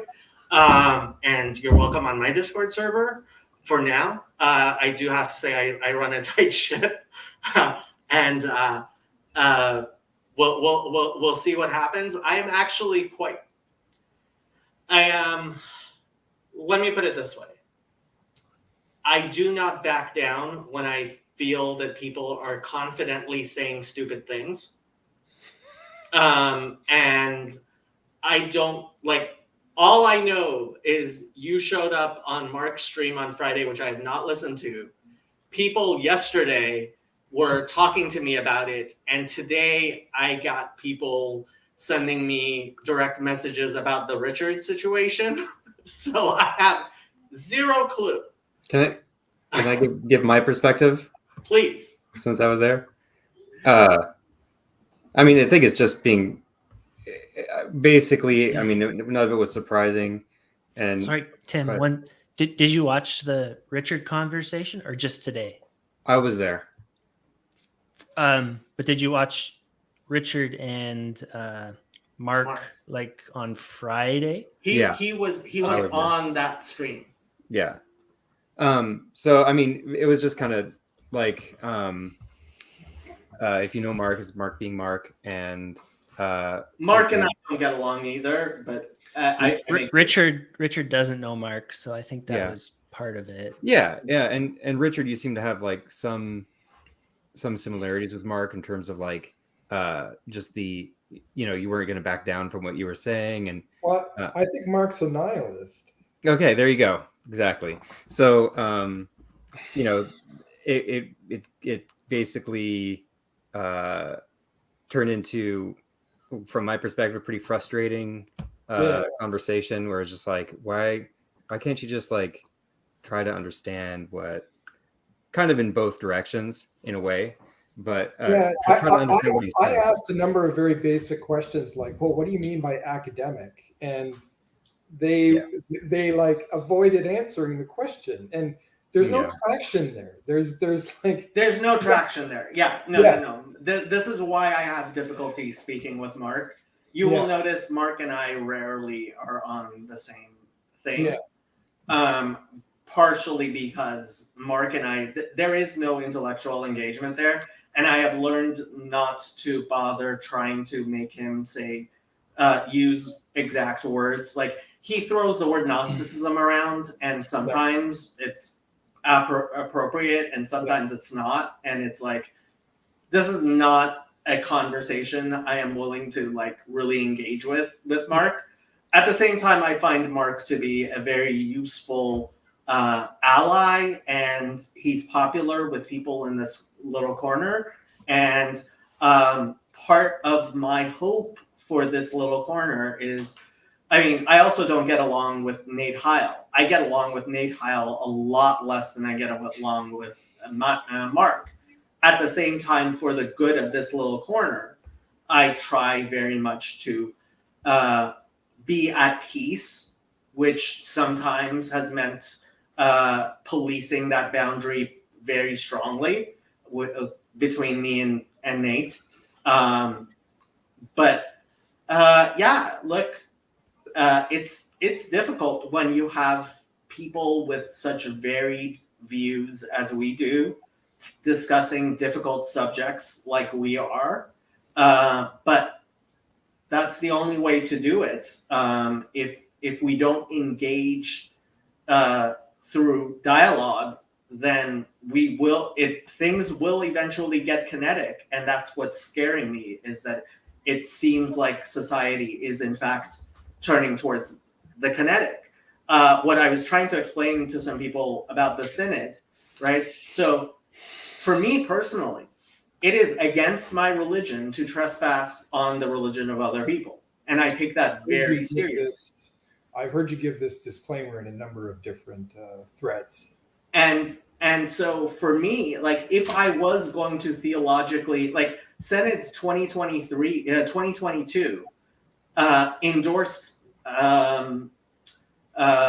PSA, penal substitutionary atonement, which, as far as I am concerned, is the most horrific theological idea anybody could possibly endorse. But you don't see me trying to get the synod to reverse that horrible decision. And if synod decided that like every CRC church can only be led by married lesbians, like that's a requirement for clergy for the CRC, yeah, I would respect that. because my it's involvement, corporate body. what? It's a collective decision. They came to it, and so you have no reason It's their religion. It's the CRC. It's not my religion, and I can see no reason why it gives me warrant as a Jew to trespass on the religious decisions of the CRC. I stick my nose in what's going on, what I see going on right now in the Synod for a completely different reason, which is I see the fabric of our society being degraded by an ideological warfare that is destroying my capacity to live peaceably with my neighbors. Okay. And that is why I am involved in this debate. I'm of a mind that it's the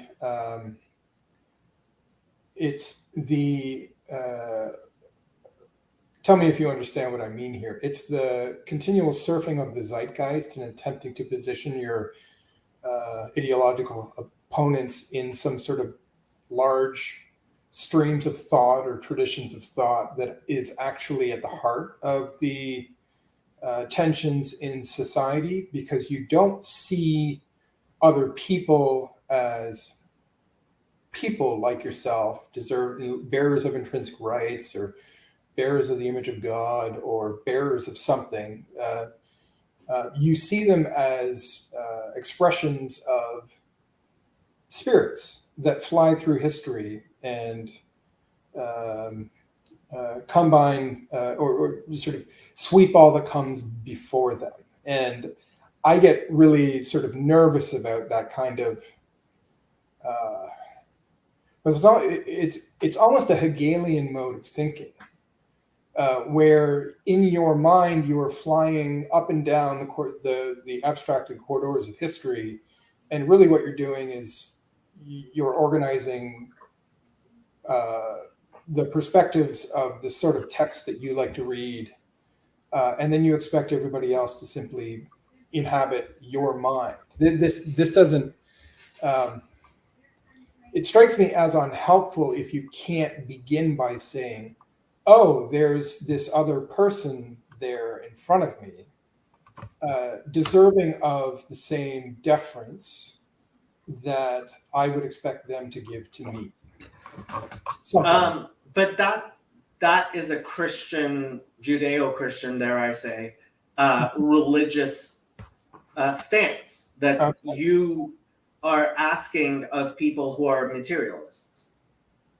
So who is? I've seen you talk about the CRC Synod.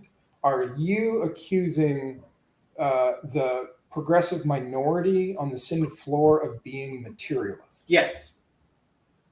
Okay. So this is I think you're wrong here, because I've inhabited that world, and I've inhabited the conservative world as well. Like I was taught by I took numerous classes with the guy who drafted the HSR at Redeemer University College. I basically sat at his knee and I imbibed all the worldview stuff from him. And I read the HSSR and I said, yes, this is the guy that I went to that I studied with. Mm-hmm. My own intellectual trajectory, based on previous experiences, and wrestling with my own self, leads me in a different direction. Leads me away from that. but so having been on both sides of the debate, I don't see the materialism of the progressive side. So could you unpack that? Sure. How familiar are you with James Lindsay? Not at all. Well, I mean, I think I heard his name brought up here a couple of days ago. Okay. So James Lindsay was an atheist. Probably a more accessible name that you would find more palatable and not immediately disgusted by would be John McWhorter. Have you heard of John McWhorter? Yes, but James Lindsay is Turning Point USA? No, he's spoken at Turning Point USA. Okay, well, okay. Yeah. So my preconceived ideas labels him as suspect because of his association. I completely understand and suspected that, which is why I am bringing up John McWhorter. Now, the fact is, I think James Lindsay's analysis is actually correct. At the same time, I don't expect you, from where you are coming from, to be able to bridge that gap without several people in between. The people I would recommend is the work of Jonathan Haidt. Are you familiar with Jonathan Haidt? Yeah, I am. Okay. So Jonathan Haidt, I think, is a good first step. I buy his books as red pills, kind of, to give to people in order to make it possible for me to have discussions with them. Because honestly, I think that we are so far apart between how I see the world and how the average person who is not involved in the ideas and the discourses that I am involved in is involved, that when we start talking, it's just too much of a gap. So I would say there are definitely, I definitely have many people along the way that I would suggest. But what James Lindsay does is he actually goes through and shows how certain schools and ideas and thoughts, starting really with Hegel, and have coalesced into a certain zeitgeist, as you called it, which is inhabiting, surprisingly, very surprisingly to me, many churches.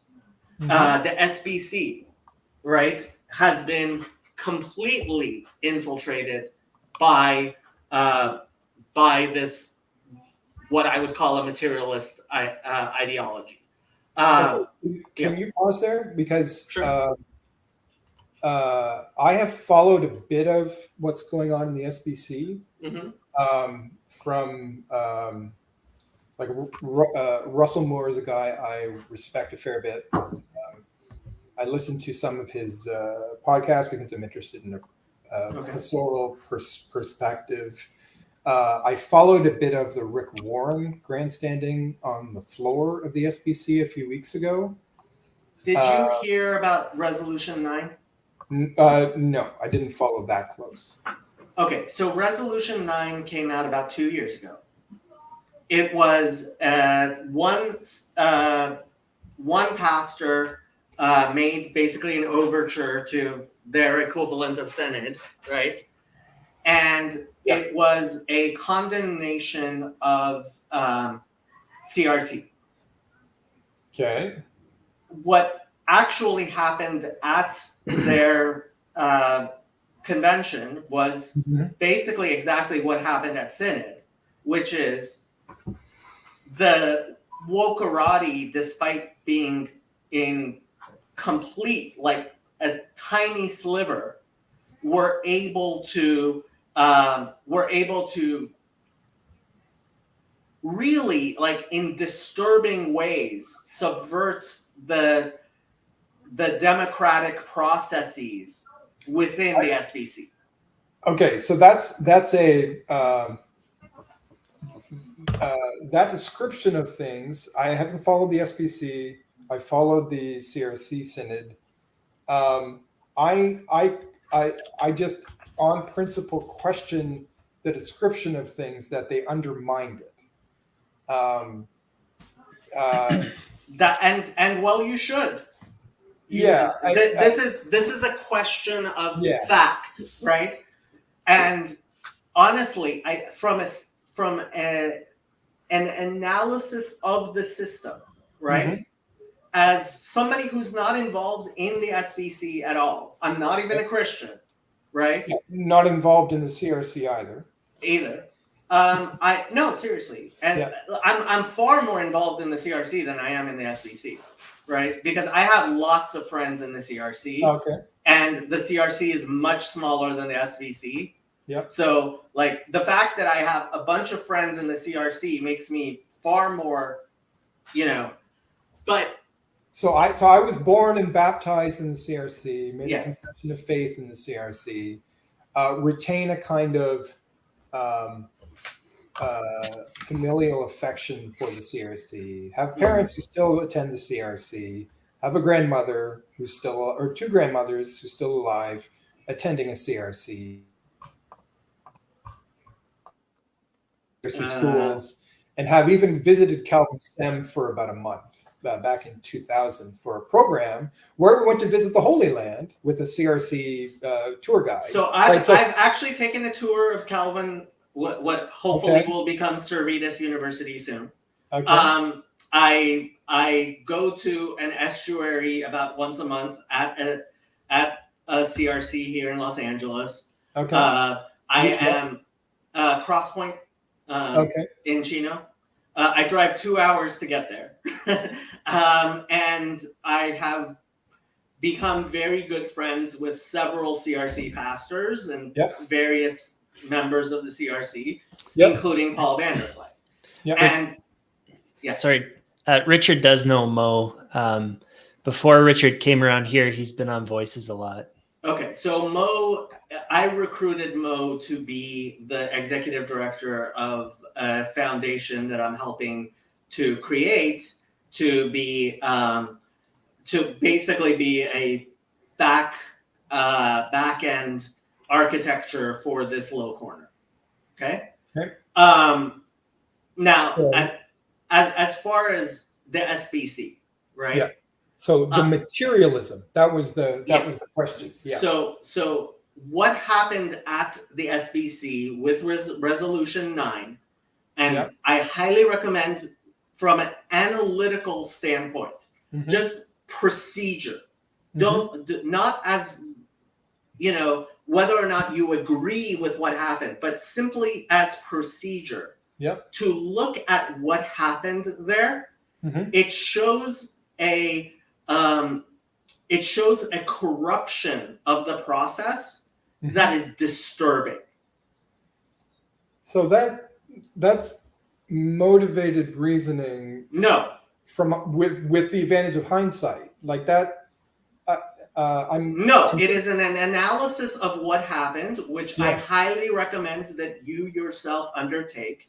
Take a Okay. look and see what happened at Resolution 9 and see if you can attribute, like, look, I went to law school, your wife went to law school, right? Yeah. We attribute malice to people all the time because there are people in prison, right? Yeah. And it's very difficult to prove malice, Mhm. but you have to be able to do that in order to convict criminals. Yep. There is no lack of evidence of malice in what happened with Resolution 9. Hey, Jacob. Yeah. Just because we're more familiar, could we bring it back to the CRC because we kind of followed that? Yeah. And I think I heard your objections to Paul DeVries's handling of the last day of Synod. Mm-hmm. And I'm having watched that, having observed it, I am less willing to impute the motive that you Okay. Imputed to him. Okay. I have to say that right now I am in a status of putting Paul DeVries on blast. I did hear that too. Yeah, and the heat is going to go up if he doesn't step up and actually do the things he needs to do. So you're not a part of the CRC. Yeah, I am. So why do you? Well, I mean, you're not going to subscribe to any of the creeds. No. The doctrine. But no. But my friends are being hurt. What is your motivation, right? My motivation is I don't want to see my friends hurt. Okay, so who and how are they being hurt? Okay, maybe if we were talking more privately, I would give you further details. But let me just say, I don't like to see my friends crying. Okay, well, I mean, it's happening on both sides of the aisle. Yeah, but one side is a bunch of assholes, and the other side is not. The side that I would shine more towards probably would have the same idea that you do, right? This is kind of tribal reasoning. And no, it's not. Yeah, but I'm not tribally. See, this is the thing. I am actually from the outside. Yeah, well, so am I now. So no, you're not. Yeah, you were pointing out the opposite just 2 seconds ago. Yeah, it's true. I'm more closely connected to it. You grew up in it. This is a family thing. These are people you know. Whereas for me, right, I am somebody who really, really wants to stay out of this, and I see what is going on in many other places in society. Yep. I see that being like, there's a reason why I recommended the book Counter Wokecraft to what a title. To Lloyd. Yeah. Because I have been studying the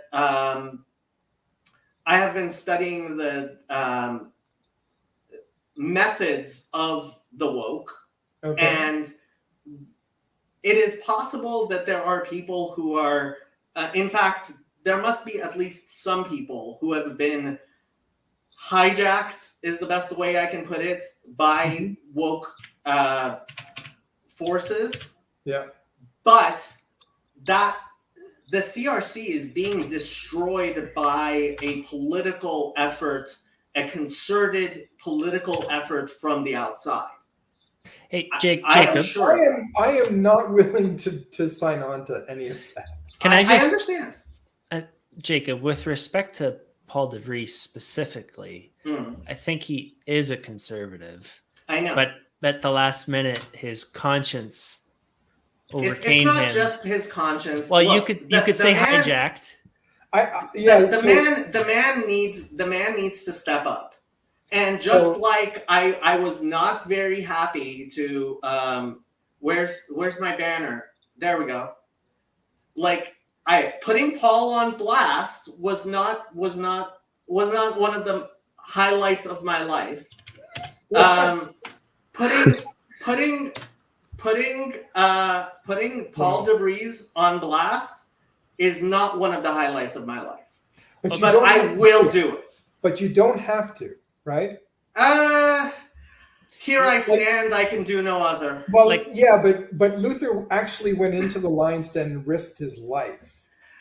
Right? You're sitting in the comfort of your house, wherever you are, and Los Angeles, and you feel compelled to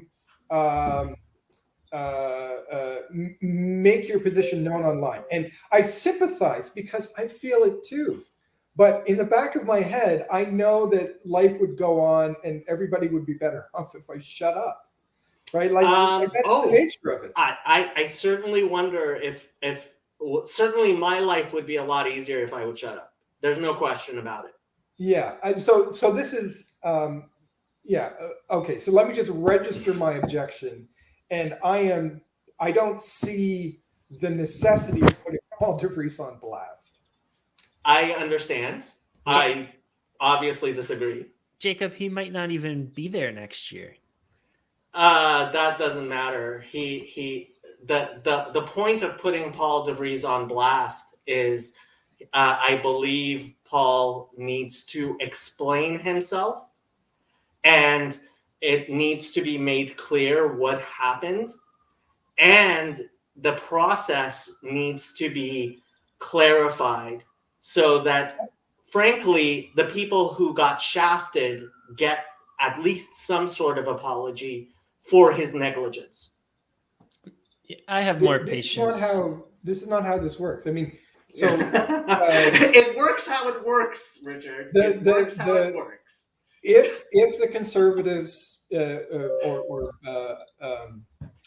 the Conservative Party in the CRC, if they have the numbers that they claim to have, which most likely they do, they will learn from this year and they will do a better job of organizing next year. Maybe. Like it is not an existential conflict we are engaged in. It is a learning. No, I disagree with you completely. It is completely existential. Yes. No, it is not an existential process. I think this is another word that I've heard on these spaces. I think this is a form of LARPing, right? Like we think that we're plugging ourselves into these enormous movements, and we think that that an existential crisis is upon us because we didn't get our way in a meeting. Paul, if you would like to join, please do. I would say no. Read a bit of history. People actually lost their lives at some point. They weren't living on top of the human heap, which is what everyone in North America has to admit to themselves. They live in wealth and security and peace and boredom, frankly. And the natural consequences, you seek to create battles, but they're in your head. Richard, I understand. Yeah. That is what you think. And yes. I understand why you think that. Yeah. And I don't think that this is an unreasonable position for you to have. So are you registering your disagreement with my statement? I definitely disagree with your statement. Okay. And the reason I disagree with your statement is I am not a naive person like you are who grew up in a weird country. Weird being Western, educated, industrialized, rich, and developed. Oh, you grew up in Iran. Yes. Yes. And so when I came to the United States, what I very immediately saw was that all of my friends had, and I don't know if you saw I wrote an article on Substack called Wolf, which I highly recommend, where I will take a look at it. Described precisely this, right? There is an experience of living, coming to the United States and seeing how different society is here from how it was in Iran, which helps me see that Americans generally they have it so good, they don't understand how a society can in fact fall apart. And okay, so I agree with you on this point. Okay. And for 20 years, a good 20 years, I can show you my articles from when I was writing at the Daily Trojan, when I was in thing, right? 25 years ago, Daily Trojan articles, the sky is not falling, stop saying the sky is falling, calm down, right? I have been telling people, stop creating crises, because when a crisis comes, people are going to say precisely the type of thing you're saying, which is, stop crying wolf, there's no wolf. And what I'm telling you is, as somebody who has been saying that for a good 25 years, I have started saying wolf. Can I just say something, Jacob? Richard and I completely disagree on this. And one of my complaints of the progressive side is sort of this argument that we're just LARPing and it's not a big deal. And hi, Sandy. How are you, Richard's brother? Good. And part of the progressive argument is, like you see it in the CRC, it's like, why is this such a big deal to you guys? It's like, this is, so anyways, my complaint about the progressives is they don't realize what like a completely radical change it is to just think same-sex marriage is normal. And so Richard can say we're LARPing while we watch CRC, but I think this is like a fundamental shift that people are noticing. And I agree with Jacob, like this is fairly serious. Well, and let me disagree. Good night, guys. Sorry. Yeah. Let me disagree with you. It's not the gay marriage thing that's bothering me. It's not. Like, penal substitutionary atonement is far worse of a theological idea than gay marriage, as far as okay, but why did he fall asleep and God walked between the parts? So can I? But let me just clarify, and I'll let you speak, Richard. What bothers me is the procedural, like the procedures are falling apart. The mechanics of our society being able to have these conversations and make these decisions is falling apart. Go ahead. So my diagnosis of what's wrong with the West right now is that in the last 70 years, wealth and income have given people the illusion that they can be independent, that they can sort of live on their own, do their own thing. They don't need to interact with other people. And in North America, that has destroyed civil society, mediating institutions. It has undermined all kinds of mediating forms of authority. It has created all kinds of distrust in, journalism, academics, education. There are negative feedbacks across. That is one factor that Charles Murray has been identifying for many years. Well, and he's written books about this, and you are definitely correct. That is one fact. So I am partisan to Robert Putnam's Bowling Alone. Okay, which is another Murray, who I think is a bit too sort of empirically determinative and ends up dehumanizing his subjects. I don't think he dehumanizes his subjects, but it doesn't matter. But that's like, a different thing. Yeah, that's you can take Putnam. Bowling Alone is fine. That is definitely one of the things. That is definitely one of the things that is going on here. You are absolutely correct. Yeah, that is one of the things that's going on. I think what happens is if you give people or people receive an enormous amount of wealth and think they can be independent and they can, turn around from reliance on communities, reliance on mediating institutions, you fundamentally transform how people relate to themselves and to the people around them. And I think that is the heart, and everything else is like all of these other problems that you would identify spin off of that. This is way too complex to be one. To have one, there's way too much going on. It's not just one thing.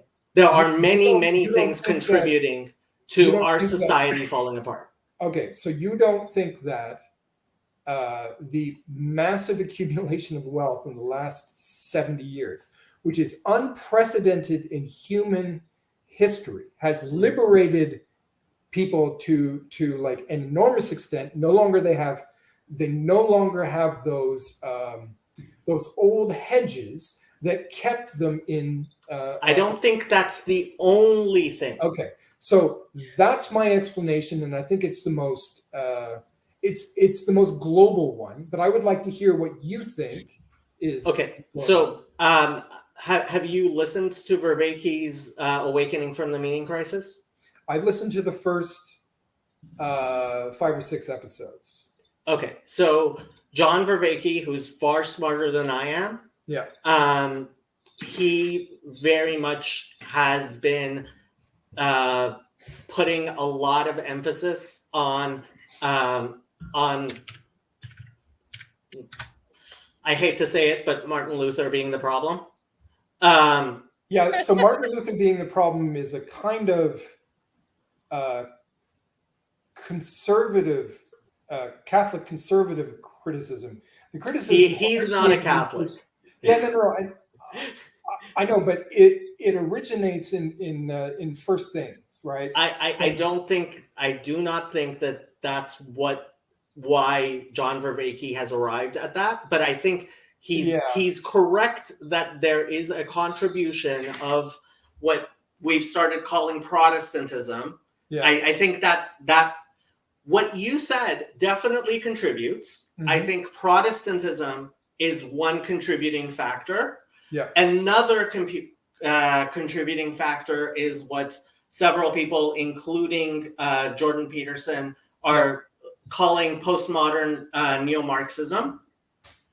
That's another factor. And frankly, I mean, if we were sitting around, part of my thing is I think this is so complex that frankly, I don't think we've really figured out everything that's going on. My emphasis is to get people who are intelligent and honest to be willing to recognize that there is something that is actually existentially wrong, that is causing an existential problem that we need to address. And that's what I call secured distributed cognition. So we need secured. I'll read you from the rules of my Discord server, because this is the best way that I have been able to put it. We are all here because we see a lot of not only incompetence but downright corruption. It is eating away at our society. People are justifiably distrustful. I hope it is perfectly clear that I am just as much worried about corrupt and negligent administration of power as everyone else here. But the solution is not to stop trying to find trustworthy people. It is to secure our distributed cognition, to earn each other's trust and extend that trust in competent ways. And I also wrote, an individual human being is not a viable living organism. We are not atomized individuals. We think in community with others. Others keep us sane. We distribute our cognition to other people we trust. The whole purpose of this service is to extend our trust to competent and honest people. That is how I have been explaining my mission in this world right now. So what you've just described could be a template for either a long-lived Jewish community or a slightly different form, a church community, which goes out into the world and gathers in the saints. Distributed cognition in a trusting group. It doesn't mean the group doesn't fracture, but there are things that hold it together. And even if you fight like cats and dogs, behind closed doors, in public, you're going to acknowledge the next person as a brother. So what one of the ways I've been analogizing this is either a basketball game or boxing, right? Yeah. I want to go back to Marcus of Queensberry rules. I want to go back to no punching below the belt. And that's what I see happened at Synod, was punching below the belt. Yeah. So the other analogy that I'll use for what you just described is like, this is the reason why the Lord's Supper and baptism are observed in Christian churches. These acts solemnize a community, right? They bring children into the care of the community, and they reaffirm the ties that bind the community together. The Jews have their own practices as well. Every religious community has their own. Yeah. Every religious community has ties that bind and has ways in which we resolve disputes. Yeah. And what is going on is that there are people who are seeing, and frankly, I blame Jacques Ellul partially for this. So I think you're too hard on Ellul. I think, he's French Reformed. So I don't think I think he's exactly like the Reverend Jim Jones. I will have to look closer at his life story. I just don't remember. So what happened at that time? What happened at that time was there were a lot of people who discovered that by calling yourself Reverend, you can get away with a lot of things, and that's precisely what Reverend Jim Jones did. So how does Ellul fit into this? From everything I have seen of Ellul, especially by reading propaganda, I see him as basically being another dishonest person who called himself a Christian in order to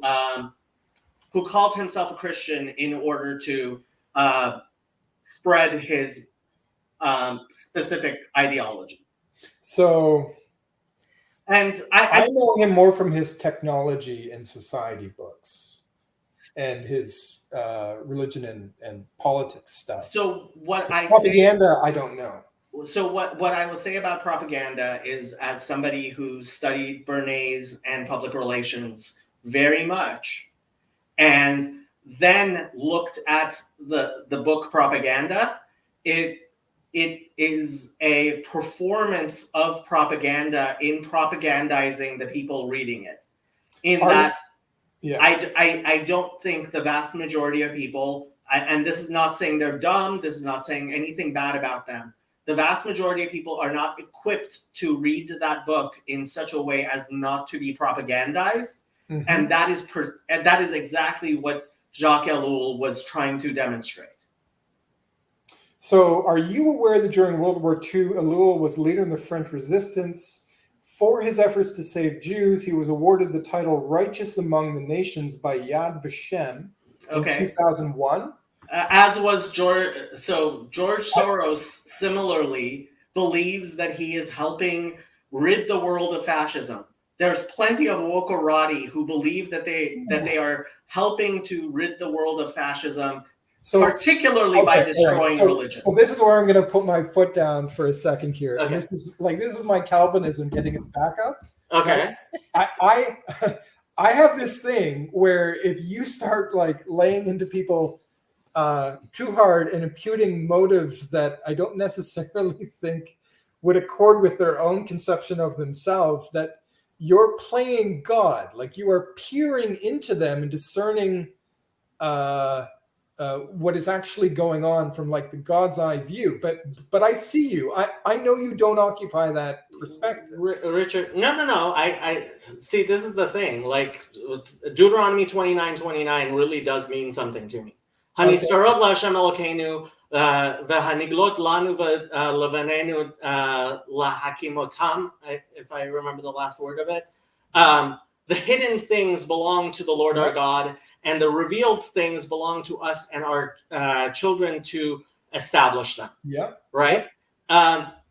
Every single person who is in prison today, it has been convicted of what's called mens rea, which is having an evil mind. Yes. Right. So. Yes, that is part and parcel of being convicted of any crime in the United States. And we understand the rules of evidence, of how to handle that, and how to impute a mens rea, because there is a mission that no one actually peers into another person's mind. Correct. That is for God alone. So we look at the external, the evidences, And we Exactly. look at communications and we look at actions. Exactly. And we Yes. consult people who know them over a longer period of time. Well, we don't it's hard to consult. keep No. that- So we don't actually consult people who know them. I have to. Okay. So like, yes, And I what do know the characteristics? rules of evidence. Sure. Um, Probably better than I do. So when it comes Obviously. down to it, there's a reason why I want Paul de Vries to take the stand, because right now what it looks like is his negligence is completely indistinguishable from malfeasance. Okay, so I'm going to rephrase my question about Paul de Vries. Okay. What jurisdiction do you claim for your court of law? I have my channel, and I can put him on blast. That is my jurisdiction. So that is my jurisdiction. Yes. All right. And that, it seems to me, is it is assertive in an unhelpful way. Like you are throwing a spanner into the works from, like, you're not even in the garage. You're not under the car. You're just like lobbing them. I completely understand, and I have to say I disagree. All right. I think that actually what's going on is, and Paul very funnily pointed out, I love it when Jacob uses standpoint epistemology. I actually think that having a more objective view of what's going on in the CRC as somebody who is from the outside, I might be able to see things a little bit more clearly than people who are in the middle of it. Jacob, what's your goal with that? Like, what's your ideal outcome with Paul? Paul de Vries? Yeah. The ideal outcome would be for him to spend a good 8 hours talking to people publicly about what was going through his mind, why he did the things he did, how things ended up how they are, and how what lessons have been learned for the next synod so that the same thing doesn't happen again. So there was a lot of emotion in that moment. Mm-hmm. And I think a lot of people are actually coming around, including conservatives, that it was good to slow it down a bit. Like, I think some conservatives, even say Lloyd, are pretty happy that we're going to be able to think more about the gravamen debate. Yeah, I don't know. A little bit calmer conversation. I would love, instead of having everybody going back to their corners and gearing up for another battle royale at Synod 2024, I would love for there to actually be conversation in the CRC, which is something that apparently doesn't really happen very often. Yeah, I think you should be happy it's going the way you want. You just don't get your timeline. Like, you should just be more patient. Hold on. See, this is for you also. Thlīpsis, I have to say over and over again. Like, there are many people who think that what I want is for Neeland Avenue to like, my point. I am not joking when I say I am fine with synods deciding that all CRC churches must only have ministers of the word who are married lesbians, right? It will make it a requirement throughout the CRC that only married lesbians can be ministers of the word. It's fine with me. All I want to see is a process where the CRC is not being destroyed, and that's not what I am seeing. Well, can I the ask you CRC and is Richard both a question on that? That's okay, Richard. Can I ask you guys both a question? Like I know Jacob feels really passionate about it, and I listen to some of the stuff you say, Richard. Well, most of the stuff you say, what would that actually look like that's different from everything they've been doing? Because even today, the point still is the discussion's been ongoing for 10 years. I missed most of it, but I've listened through the last year.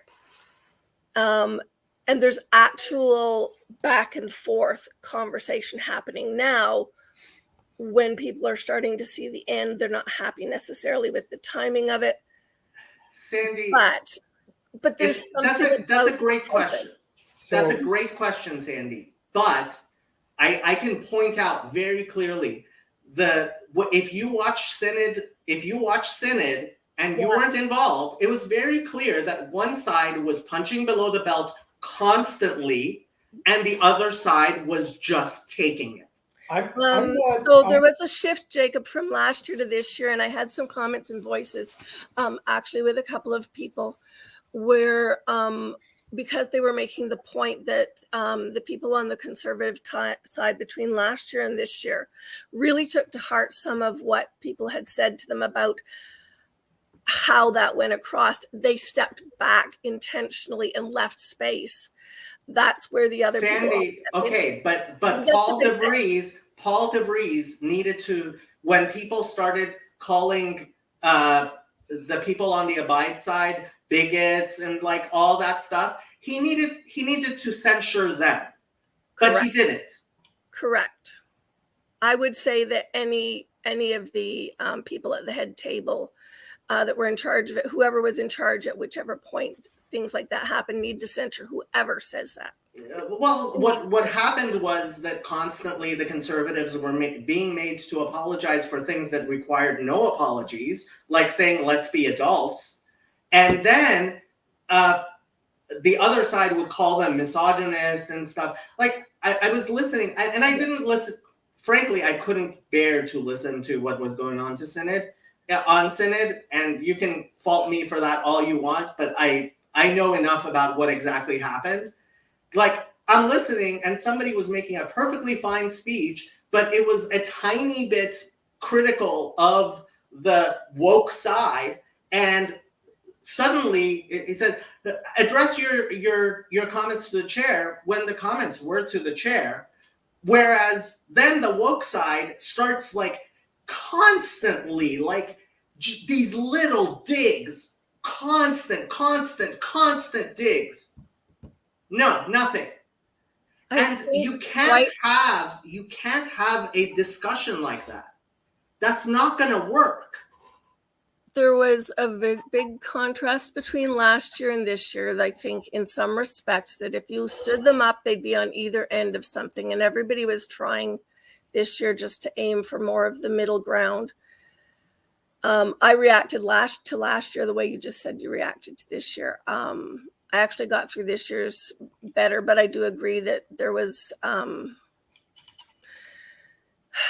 there were things said that shouldn't have been said, and it went on longer. I think some of that, when I look at it, could be people's frustration with not getting that last year. But that's why I'm asking the two of you, when you look at what you're saying you want to discuss, which is the procedural portion of it, there was a lot of hurt last year, and there was a lot of stuff this year, and there was a lot of stuff going on. And there's going to be more hurt next year constantly because this is a bad procedure that is perpetuating itself. And as far as the woke are concerned, they don't care. They want to see the CRC to be destroyed. Well, I've asked you if I'm woke a few times, Jacob, because when I listen to people talking about some of this stuff, there's a whole lot of labeling that doesn't fit my understanding of the world. Somebody on your server was on at me about, because I put something out there about disability concerns, and I just kind of let it slide because I'm like, yeah, okay, sure, it's the most woke thing you've ever seen.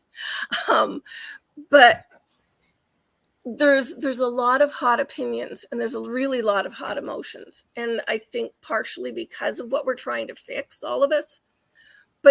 But so what would you, if the two of you had to plan next year's synod? Well, I want to let Richard actually what would you actually do differently? Or is there anything that could be done differently? Because there's a whole lot of protocol, and it looks like they're trying to follow it, but it's just not. No, they weren't trying to follow it at all. They did not follow protocol at all. But go ahead, Richard. So this is not about procedure. This is just a general comment.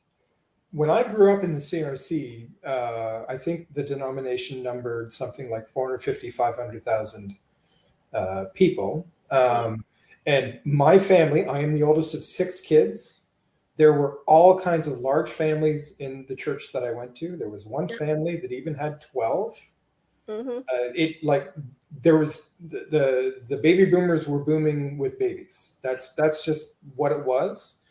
And today, if you look at the numbers in the CRC is collapsing, right?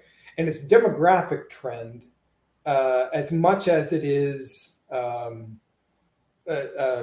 cultural trend. The CRC is trying to navigate how it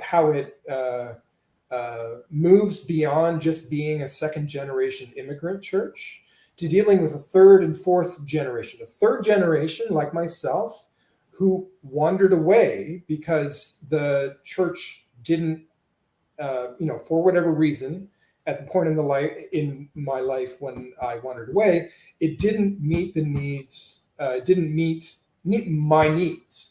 It doesn't necessarily have to meet my needs, but I also didn't feel like it was a place for me to attend anymore. Like I wasn't recognized or something like this, right? So whatever the case may be, there's a problem with the third generation.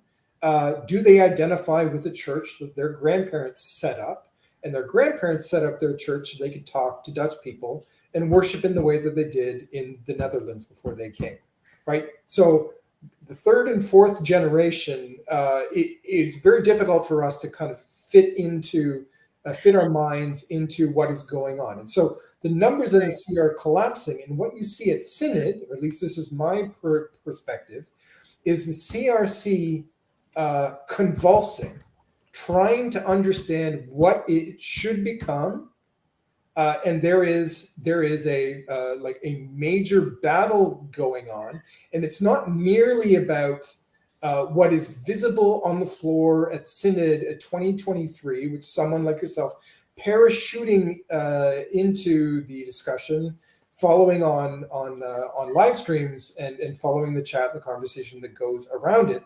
It is actually like 80, 100 people in a room who have tracked the slow decline of the CRC and are worried, right? Because the thing that they spent their blood, their sweat, and their tears on, they don't understand how to bring it back, or they don't understand what the next step is. And so there's like third generation. Sandy, please. Give me 1 second, Jacob. So you're describing what I understand is it from a very Canadian perspective, Richard, because when I look at the timeline from my ex's family as well, that's exactly what my kids are going through. They're your generation. So that's what's, what you see happening. But I'm not sure that's what's happening on the American side of the border, because they've been there another, like, what is it, 50, 100 years longer? Yeah. So okay. I have to say I'm proposing a 5-minute break because this stream has been going for 3 hours. Really? And yes, I need a 5-minute break. Second thing, if it was as particular to the CRC as you think it was, then you wouldn't have all of the interest that you do from outside the CRC. This is something that's much bigger, but I'm going to have a 5-minute break, and we will be back. Are you doing the music thing? Yes, I am. Okay. Yes.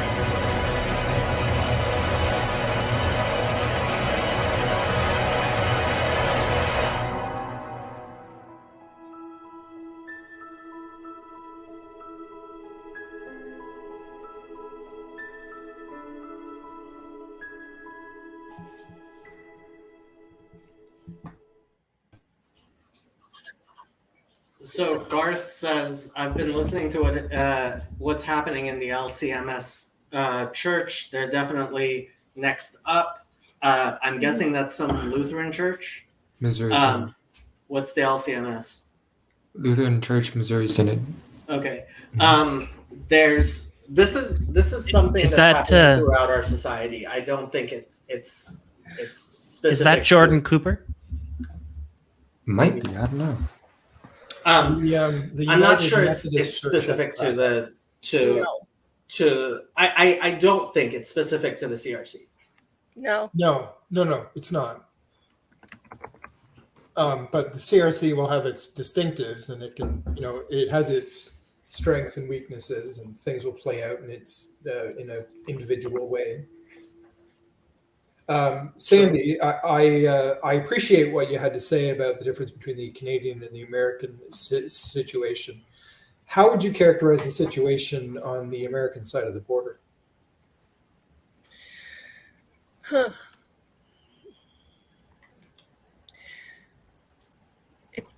This is just a guess. I haven't read all the intelligentsia things that you guys have, because I had zero interest in philosophy over the years. But there's something that's sounding.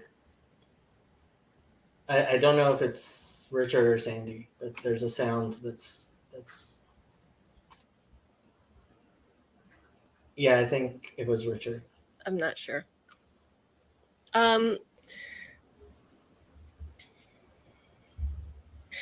I'm not sure how I'd characterize it. I notice how often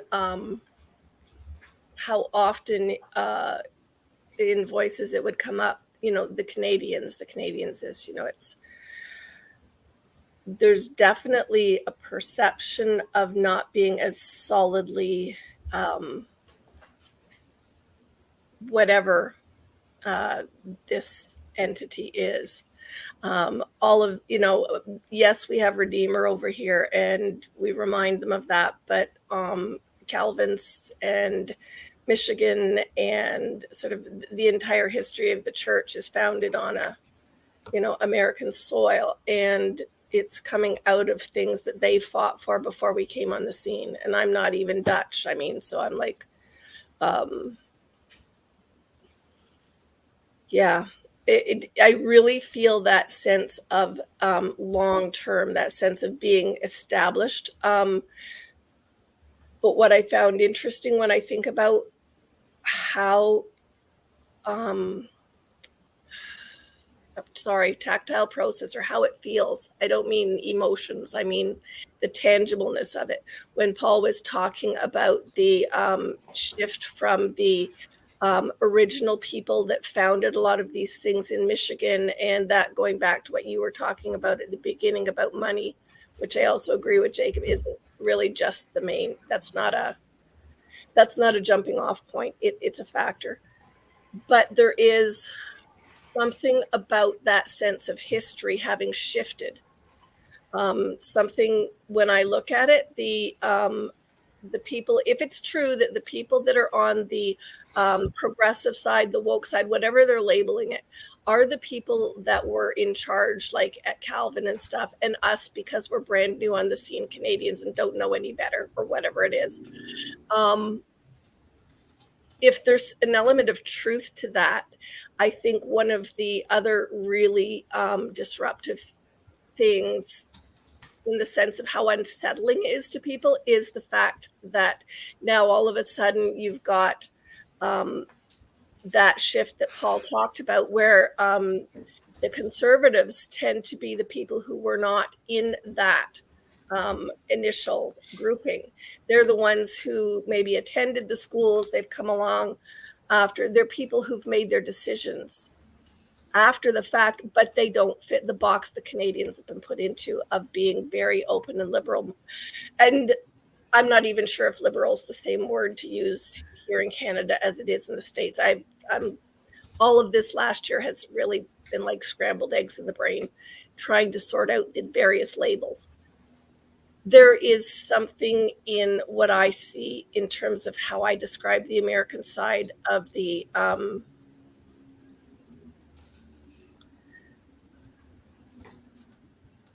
goes to that place, everybody tries to talk about power dynamics because it's not like who in what box. You know, that place of saying, darn, I'm losing my place. I hate that. Nope, it's not going to come back. I will come back to it, though, I promise, if it comes back to me. Is it your mic, Sandy? Sorry. I don't think so, but I can Somebody's No, ringing. Richard, your It is? your Okay. mic's picking up your thing when you don't speak for a while. I mean, if you have headphones, it would really help. I will ride the mute button. Okay, that'll help. Yes. What was it? I'm sorry. I apologize. There was one other point that goes with that kind of cluster of things I've noticed. Hey, question for Jacob. So you got your distributed cognition thing, and what's your goal with that? So are you creating an arc to ride this out? Because like the only way is through, right? We're not turning back the clock. Things have changed. So in this, I am guided by the Mishnah, which says, "Lo alecha hamalacha ligmor, lo ata ben chorin lehebatel mimena," which translates to, "It is not your job to finish the job, but that doesn't mean you are free to desist from it." I am doing my part as best as I can figure it out. Very imperfectly, and I invariably will make many mistakes which haunt me constantly, but all I can do is what I can do, and I am not joking when I say, and many a time I have been like staring at the delete button on my YouTube channel. And the only reason I have not, in fact, deleted my channel is that several people have told me that I am providing a valuable service. And from what I have seen, there have been good results, even to my horribly, poorly executed attempts to do good things. Jacob, you're doing a good thing. Don't knock it. What's the saying? When there are no fish, even a carp is a fish, something like that. So, b'makom she'ein ish, in a place where there are no men, even a herring is considered a piece of fish. Mm-hmm. Yep, that is the saying. That sounds like a Dutchman could have come up with it. in John Yiddish, saying. In Yiddish, it actually rhymes. B'makom she'ein ish, af a herring is the fish. We don't need the original language, Jacob. We get it. You get it? You get it? Okay. I'm glad you get it. I know I'm making a joke about the scriptures. It's not scripture. It's a little yeah, I know. Yeah.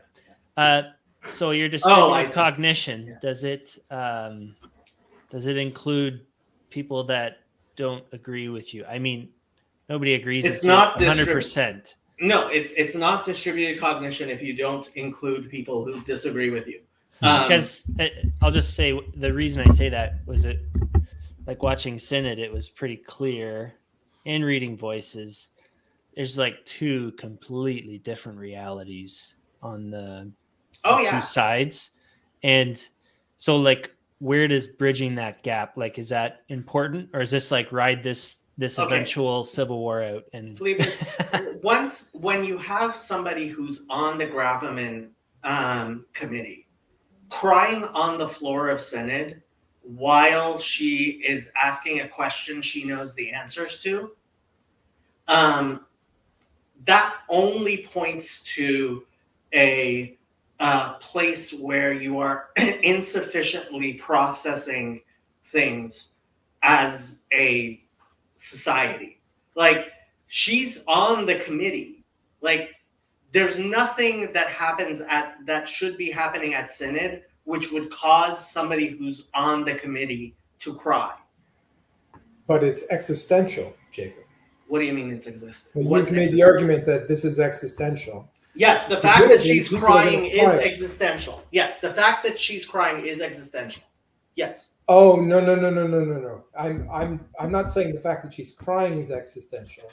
The gravamen, yeah, is going through, and whatever it is churches across the United States are going through, that is existential. So to make clear, as I have many times before, if the CRC had decided that every single minister of the word must be a married lesbian, I would not be worried. It is the process of synod breaking down in the ways that it is breaking down that worries me. If the SBC had chosen to not condemn CRC through a valid process, I would not be CRT. Sorry, not CRC. I would not be worried. It is the process that Resolution 9 went through which makes me worried. I am worried about the process, not the decision. Oh, it's the form, not the content. It's the form, not the content. Yeah, that is 100%. I mean, that might be your lawyer speaking to you. That is definitely the lawyer speaking to me. And I'm not sure necessarily. So one of the things that I found coming to the United States from Canada is that lawyers have this sort of outsized place in American society, which fundamentally confuses a lot of people. It doesn't confuse. No, Richard, look, my obsession with society falling apart is definitely not healthy. It is definitely a manifestation of my post-traumatic stress disorder. Okay. I have an anxiety disorder, which has caused me to spend the last 40 years trying to understand why the United States is such a better place to live than Iran, and to be in existential dread of the United States turning into Iran. Okay. Okay.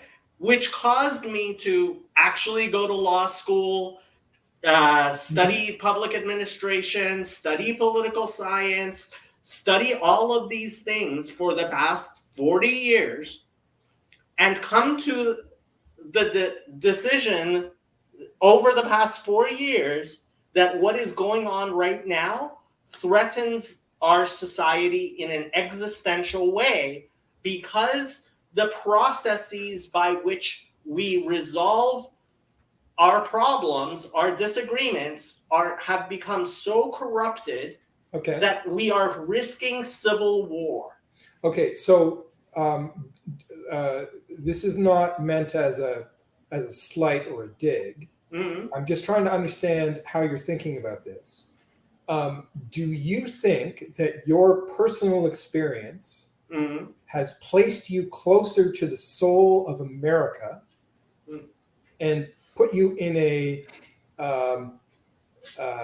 given you a clearer vision of the heart, the dialectic at the heart of American life, whatever that is, than everybody else? No. What I think, what I believe is that I can imagine how the United States could turn into Iran, whereas for the vast majority of people who live in the United States and Canada, that experience is so foreign to them that they think, oh, this isn't a possibility here. Yeah. So for people from where I come from, I've also heard the same thing expressed, but the worry is not with wokeism. Like, the worry is directed at the other side. Right? I know. Yes, it is. Yes. And the worry is directed at white supremacists like and reactionaries. statute factories that push things through state legislate. Oh yeah, the ELC. Right? Yes, Elric, or I forget the exact thing. Right. The worry is yeah. that state legislatures pass laws, say, Yes. against abortion that scare doctors into actually performing necessary, taking necessary steps to intervene medically to save the life of the mother. I have definitely heard. I have heard both sides. Yeah. And let me tell you, I am more worried of the coming right-wing backlash than I am of the wokerati. It's interesting. I expect the Nazis to continue showing up at synagogues with rifles as the wokerati continue to instigate a civil war. Yeah. So let's be clear here. I am not somehow on the but our society is unraveling for many reasons, and we are in fact risking civil war right now. All right. Can I ask both of you another question about that? Yeah, I remember 10 years ago already, I think it was, Texas was going to bring in a bill, and my sister, who does the pro-life march, is called to talk to me about some of that because she knows I'm not in favor of them. Which this does tie into the thing I was going to ask you guys. What really got me is I said to her, I would far rather have a well-wielded bill allowing abortion in the hands of the doctors at their discretion when they think things are necessary, than all of the people who have nothing invested in it except opinions running the thing by screaming about it. When I looked at the bill that went through, I've had a DNC abortion. The year before I had Jacob, 16 weeks, baby died. You don't want to know the details, but basically that's what it's called. But I've had people in church going, we should be allowed to get the medical records of people that have had these. And I'm like, hey, fine, you want mine? You know, like it's I think there's things that we argue about. Just because they're topics, just because they're a topic in the news. Now, what concerns me about what Jacob said was in the news this weekend, where I was listening to a couple of local things and something else I just heard today somewhere else, just where it's getting to that point of what you guys were saying is like, you know, people are going to be running around with guns and stuff just because, and it's not necessarily the people involved in whatever the debate is. It's just people who simply need to run around having. Okay. And I want to know what that is. You guys are talking about this. I've been wondering what the heck is that? That there's a big issue going on. What's there's a huge issue going on, and it's very, very complex, and it's not something that is easily explained in 5 minutes. It's something that people who actually care about it have been spending years and years writing books, studying. People, for example, Glenn Lowry is a great example of a actual academic with scholarly capacity to analyze what's going on. John Vervaeke, I believe, is another academic who's doing great work. Jordan Peterson, another academic. There are other academics. I actually think James Lindsay is doing great work synthesizing what's going on. And it's at a level where the average human being is not capable of understanding this complex system. And unfortunately, we have a situation where I can tell someone, hey, you know what? If you have a car and you're not a mechanic, don't start just ripping things out of under the hood, and people understand that. And if you're not a computer engineer, don't just start ripping things out under the hood. But when it comes to laws, suddenly everybody is an expert on what the Supreme Court should do without even having taken 1 year of legal education. Well, there is a reason. Your analogy falls apart on one point. Namely, both computer programs and cars are mechanisms. Right? And law isn't a mechanism? As soon as you deal with society as a whole, you're dealing with, for lack of a better term, an organic growing thing, a self-reflective thing. Okay, so when you have a surgeon, right? I understand it's in the lawyer's interest. No. Don't lawyers interest me. No, don't lawyers interest me. No. That's ad hominem. That's just ad hominem. Yes, it is. I think it's just an observation based on my many years of experience of observation, having come from Canada, where lawyers don't occupy as big of a role, having married one, having gone through law school with her. Okay. And having just followed this the outsized influence that the legal profession exercises in the United States. Richard, the lawyers are not nurses or doctors for social ills. Lawyers argue points of test. Okay, this is just stupidity. Let me interject. I think this is just stupidity. What he meant to say was, once there is a human element, we all have a right to an opinion. So there's no human element in medicine? Oh, sure there is, yeah. But modern medicine has gotten as far as it has by treating the body as a mechanism. Law actually has it is not something that just anyone without any, the idea that you can make good laws by just asking anybody with an opinion to give their opinion is just before we get into the weeds. I want to make a point.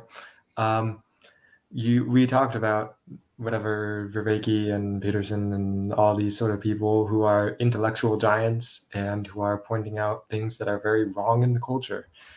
And I think it's important to point out that these figures have existed before. It's not as if, this little corner suddenly produced a ton of people. It took in a lot of existing people and it reached out to even more people, right?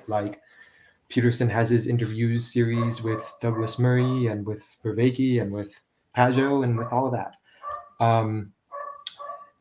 And this community existing is, you could say, a sign of what Vervaeke likes to call a kairos moment, right? Because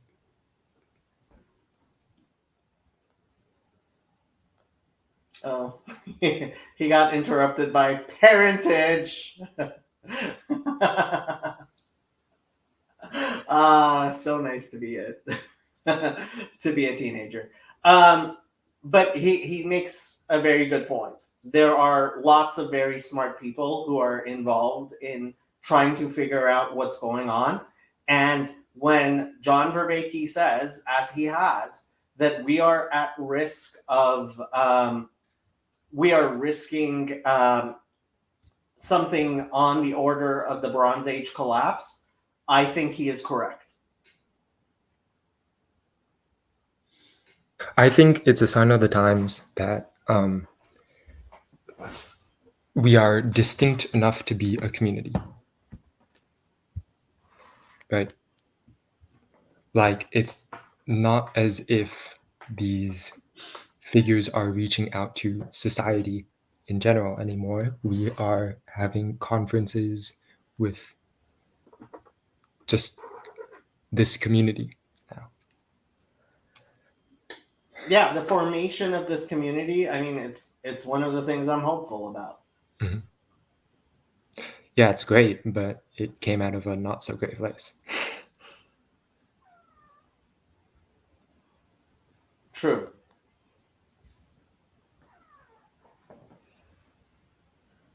Yes. So people are watching on Randos United, on my Twitch, on Tim's YouTube channel, on my YouTube channel, and also on my Twitter stream.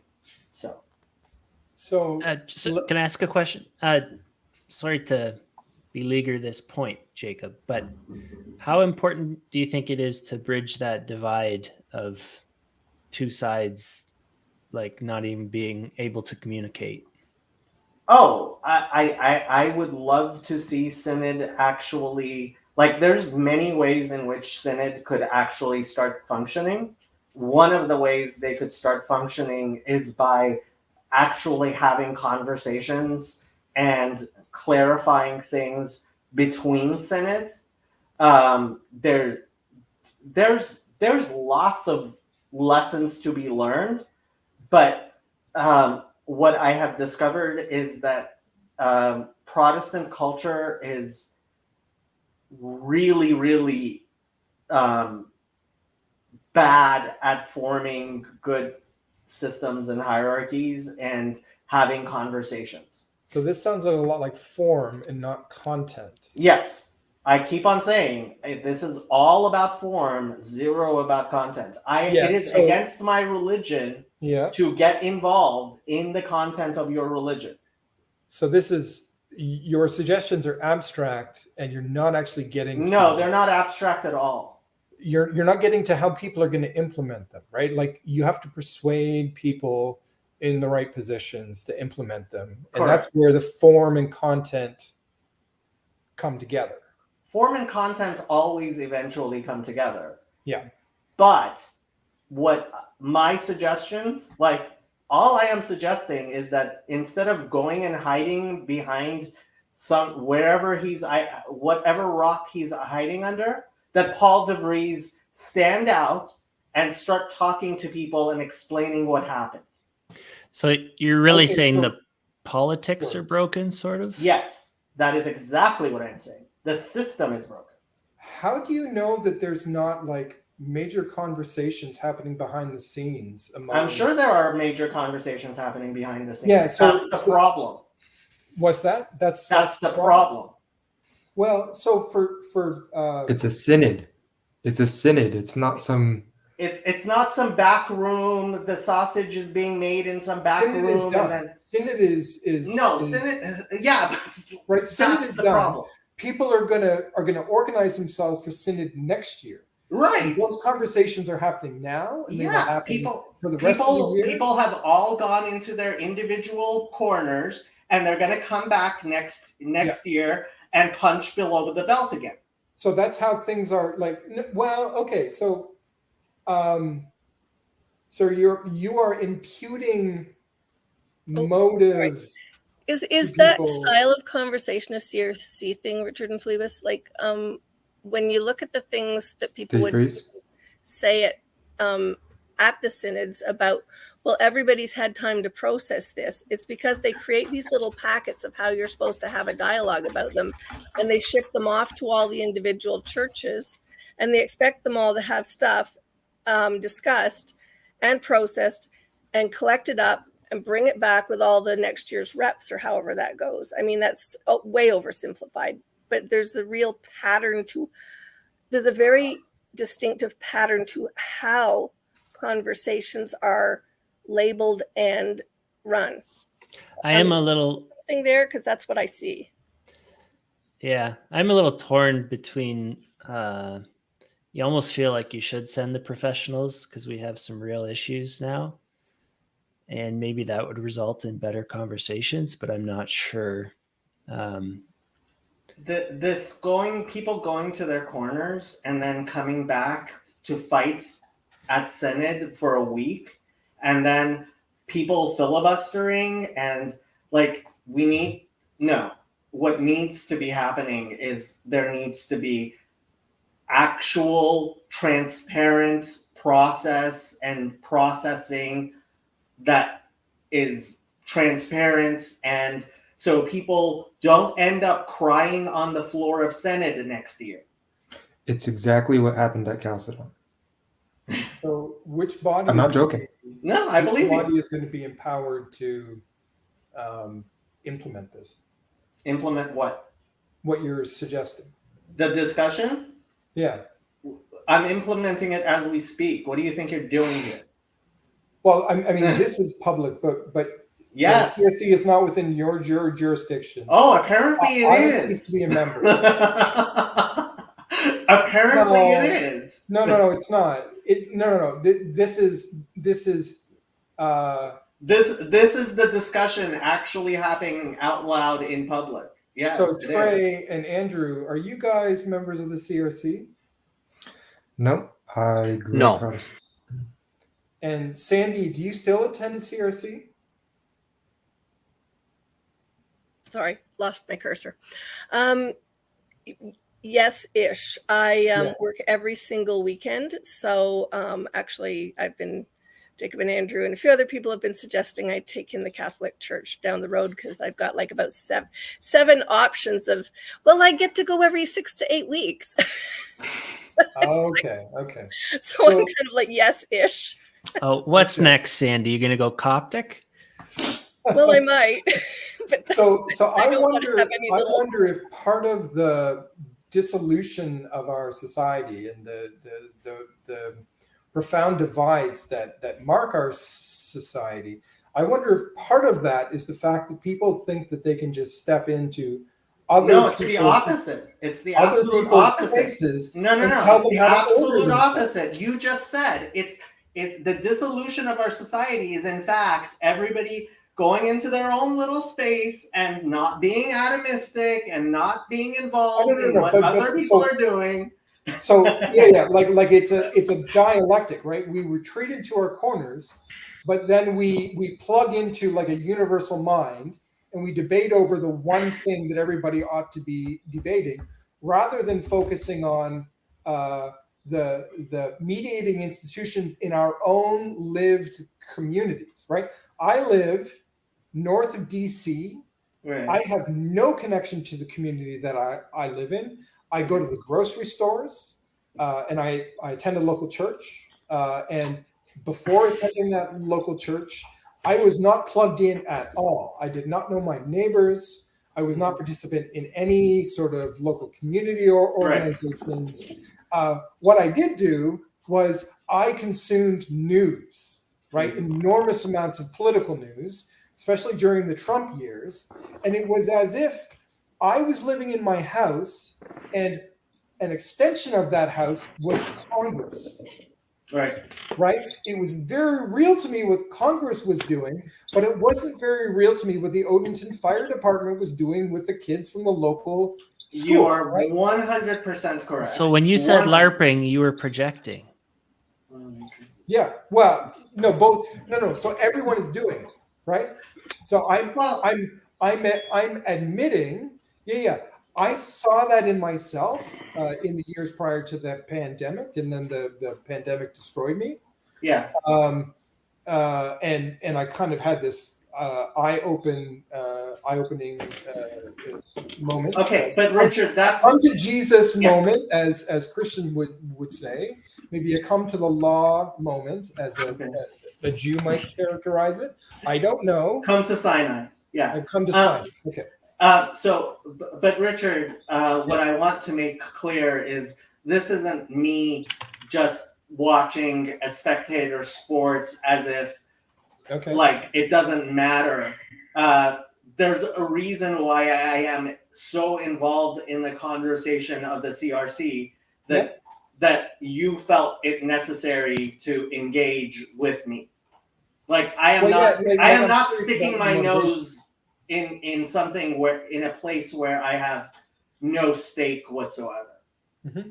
The reason one of the reasons we have gotten involved is because the CRC is small enough, right? I didn't get involved in the SBC. I didn't get involved in the whatever the things are, and Methodists. Yeah, and very much so.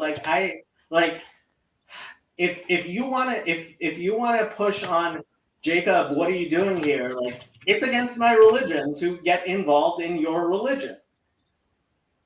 But I had at some point to go, okay, this is affecting my community enough. And yeah, my community is my community. It is affecting my community enough that I have to put Paul de Vries on blast. Yeah, I have to agree with Jacob. Like, what's the opposite of LARPing? So you just bury your head in your local church, and then all of a sudden decisions come down. Like, let's say the CRC went affirming, like, our grandmothers would be very surprised to find that out. So, like, these decisions do affect people. I don't think we're just LARPing. The Sampo says, CRC is just one of the churches that is being destroyed by weaponized compassion. Helpful for people to see how it works so you can see it when it comes for your church. That's definitely true, but that would not be me getting involved with, for example, constantly calling out Paul de Vries. That I am calling out Paul de Vries because this has become something that is affecting my community. Yeah, weaponized compassion is a dangerous term. It's a dangerous tool. I think when people throw around terms like weaponized compassion, they're basically playing their cards. They're saying, we don't care about what's going on here. This is what we perceive to be what happening, and we're going to insert ourselves and draw a line. No, you're just wrong. So the weird thing is, I hate that term, but I know that Jacob has a ton of compassion for people. So he's not saying it just because he's against compassion or he thinks that people who use it are horrible people. So what's actually going on around that concept? So I have So there are people beneath that are joined in that term. Jacob has never met them. Maybe he's seen a couple of them on a feed, a YouTube feed somewhere from Synod, but he doesn't he literally is not a participant in their lives. So for me, Richard, it's the question exactly, because I know Jacob's a compassionate person. So it's not just that he's going, oh, look, there's a compassionate person, I don't like them. That's not it. So, Richard, that it's not really about the people. Like, so if somebody cries on the floor, I think that's genuine, right? I think it was a really tense meeting and it's totally genuine to cry on the floor. The problem where it becomes weaponized is when you're supposed to have a specific reaction. And if you have the wrong reaction, it's because you're a bigot or an evil person.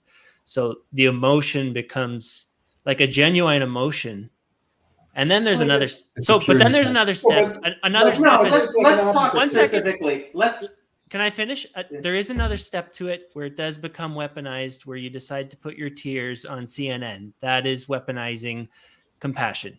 But specifically on the floor, there is a lower level where the emotions are real, so they're not consciously weaponizing it, but then people get attacked for having, it's like, did you not just see this person cry? Obviously you have to have this reaction. Well, okay, so I don't actually know the name of the woman who started crying when she talked about her grandchildren, when she asked the woman from the Gravamen thing, right? She got up there to cry. She got up there to cry. That's true, actually. I take back what I said. Human lives are remarkably complex and filled with all kinds of motivations. And to have you sit in California and pronounce with like a godlike authority that you know exactly what's going on here, that's like a bridge too far. I retract and I say, oh, this man thinks he's God. This man thinks he can actually hold people in judgment. And no, absolutely not. You're judging me? Absolutely, yeah. How dare you? How dare you judge me? What are you, God? This is the issue. Take But the it's log a out of your own The difference, eye I think- before Have you been to The California? difference, I think, You is know what we are goes on actually here. talking to each No, other. the difference And- is the difference is you have no idea what you're talking about. I mean, are you registering your objection? No, Just I'm do this- saying If you're you're going to make a wrong. blanket statement like that, Can we Yeah, do it step by absolute step? arrogance. Yeah. Like I am not making universalized statements. I didn't make a universal statement. I said you are wrong. Oh no. You did it from like a perspective of absolute truth, right? Yes, it is Yeah, true so, that you are like, wrong. Every truth claim is going to have the universal element and the individual element, and the Richard. the universal is going to be concretized. Richard, I understand that. I do believe that there is reality and there is truth and there is the possibility of speaking the truth. And I am speaking the truth when I say that this idea of let he who is without sin throw the first stone is bullshit. Okay, can we just Well, take this back is a little why- bit? This Let's is just- why, yeah. No, like, Can I ask Jacob a question? Jacob, do you think there was any genuine emotions on the floor? Oh, I think she was crying genuinely. I don't think she didn't feel the emotion. I think she went up there knowing she would feel the emotion and knowing what showing that emotion would do. That's weaponized compassion. It is interesting. She possibly not- also knew the answer. She said she knew the answer. She said she knew the answer. Oh yeah, that's true. She did. Yeah. She said she knew the answer. She people went are so up there to complex and they have so cry many and motivations. use her tears to I win. don't think, Jacob, that you can actually sustain anything you're saying. You have like your arguments are motivated to an end that you want to see accomplished. No. If you were going to make like blanket statements, What's the where end you I impute want to see motive accomplished? to Richard? another person you've never met, and you have like a snippet of their life, and you say, this person on account of this is bringing society down, or they are emblematic of X, without like a little more effort being put in. Richard, this I is am bullshit. registering my objection. Yeah, you're registering your objection on bullshit grounds. I am registering my objection. Now, Okay. if you want to call those bullshit grounds, let's talk about them. What's bullshit about it? What are the grounds? Okay. Well, Okay. Let's You're dial not it down. refuting what I said. No, what I made an epistemological claim, namely that you don't have the cognitive capacity to process an entire world of information. Nobody knows. Nobody knows. This is impossible to know. No. It's not about absolute ignorance. It's about humility in the face of another image bearer of God. This is weaponized skepticism. No, it is not skepticism. It is weaponized skepticism. When you That's what it encounter is. another person, No, this is weaponized you literally skepticism. ought to. No. So when you encounter another person, including when I encounter you and you encounter me, there ought to be this like. Hey, here we go. Them because they too bear the image of God. Richard, I listened to More Pirkei problems. Avot. Yeah. I listened to Pirkei Avot today, Yeah. Okay. and oh boy, how am Which I going to Mishnah? apply this? Which Well, Mishnah? I don't know.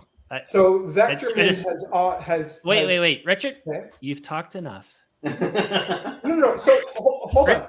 Jacob think is your talking brother enough, wants and a I'd like turn. to get out my position without being talked over. Yeah, but you're not making any headway, so we just got to back off a little bit. Okay. So Hezi had this thing where in court you assume they have bad intentions. Yeah, okay. In court, you assume they have bad intentions, and once you're out, you forgive them and you assume they have good intentions.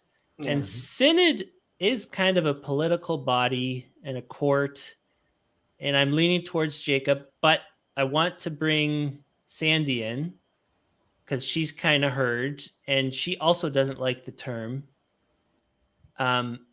Sandy, do you see any way that sort of applies? I can see why you don't like the term, but do you see what Jacob is pointing to taking place on that floor.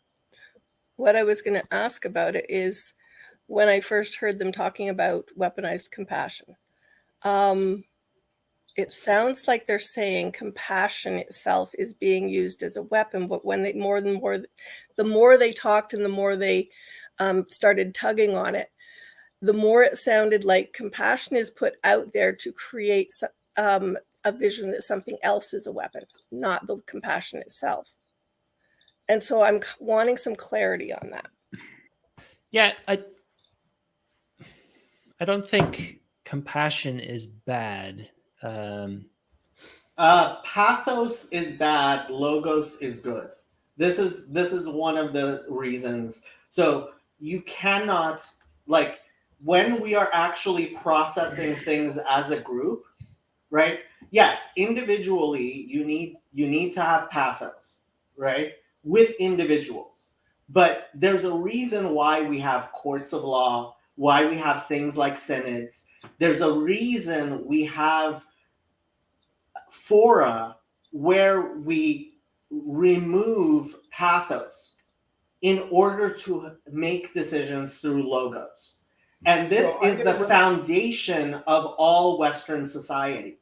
Okay. So I'm going to register a distinct objection here. The dichotomy you're drawing between pathos and logos doesn't actually make sense in the Christian community, because the logic at the heart of Christianity is the idea that the logos has become flesh. So that does not make the logos pathos. Well, it connects reason and embodied individuality together, yes, right? without pathos. So I have a question. No. I'm just So going to state it, Richard. that's not actually true. Like the Gospels will very clearly show Jesus Christ embracing the totality of the human experience, right? So like you can say, I'm not going to get involved in a. No, but if you're going to make an assertion that this is at the foundation of Western society, yes, I'm going to give you the what is at the heart of Western society, or what has been for the last 1800 years, where people have Christians at least have been reflecting on these texts. Okay, and they've cast them aside. Okay. So you are making an assertion. No, you made an assertion, and I'm making a counter assertion. Yes, you're making a counter assertion, which is absurd on its face, and I see no reason to talk about. Okay, no. I'm going to talk over top of both. So that's actually not fair either, because Richard, all you've done is you've made an assertion. I have offered you something to interact with, and you've shoved it aside. Yeah, I have. I think it is so absurd that I don't think any intelligent person would take you seriously. Well, I mean, I quote the Apostle Paul, "Reformation is a stumbling block to the Jews," right? Okay, I'm now pointing to the heart of Christianity, and you say it's absurd. Okay. But we know you think it's absurd. No, we know you think it's okay. Richard, this is not something I'm going to engage with. Yeah, but then, Richard, I've completely lost where you're going with it. And if I've lost where you're going with it, and I like you as much as I do, probably everybody else has lost where you're going with this too. Question. You guys were talking about the contrast between pathos and logos in the discussion around compassion. One of the things I simply wanted to know from earlier that's in the current era is when we were talking about some of how this could go south. And I asked how come it is that it's not necessarily the two people or the two groups that are actually sort of at loggerheads over something that necessarily cause the issues, but sometimes like a third party, people just lose it because they're listening in. Does that apply to what I was asking about the compassion before? I don't understand what you're saying. I know, I can see your face, Jacob. Never mind. Give me one more second.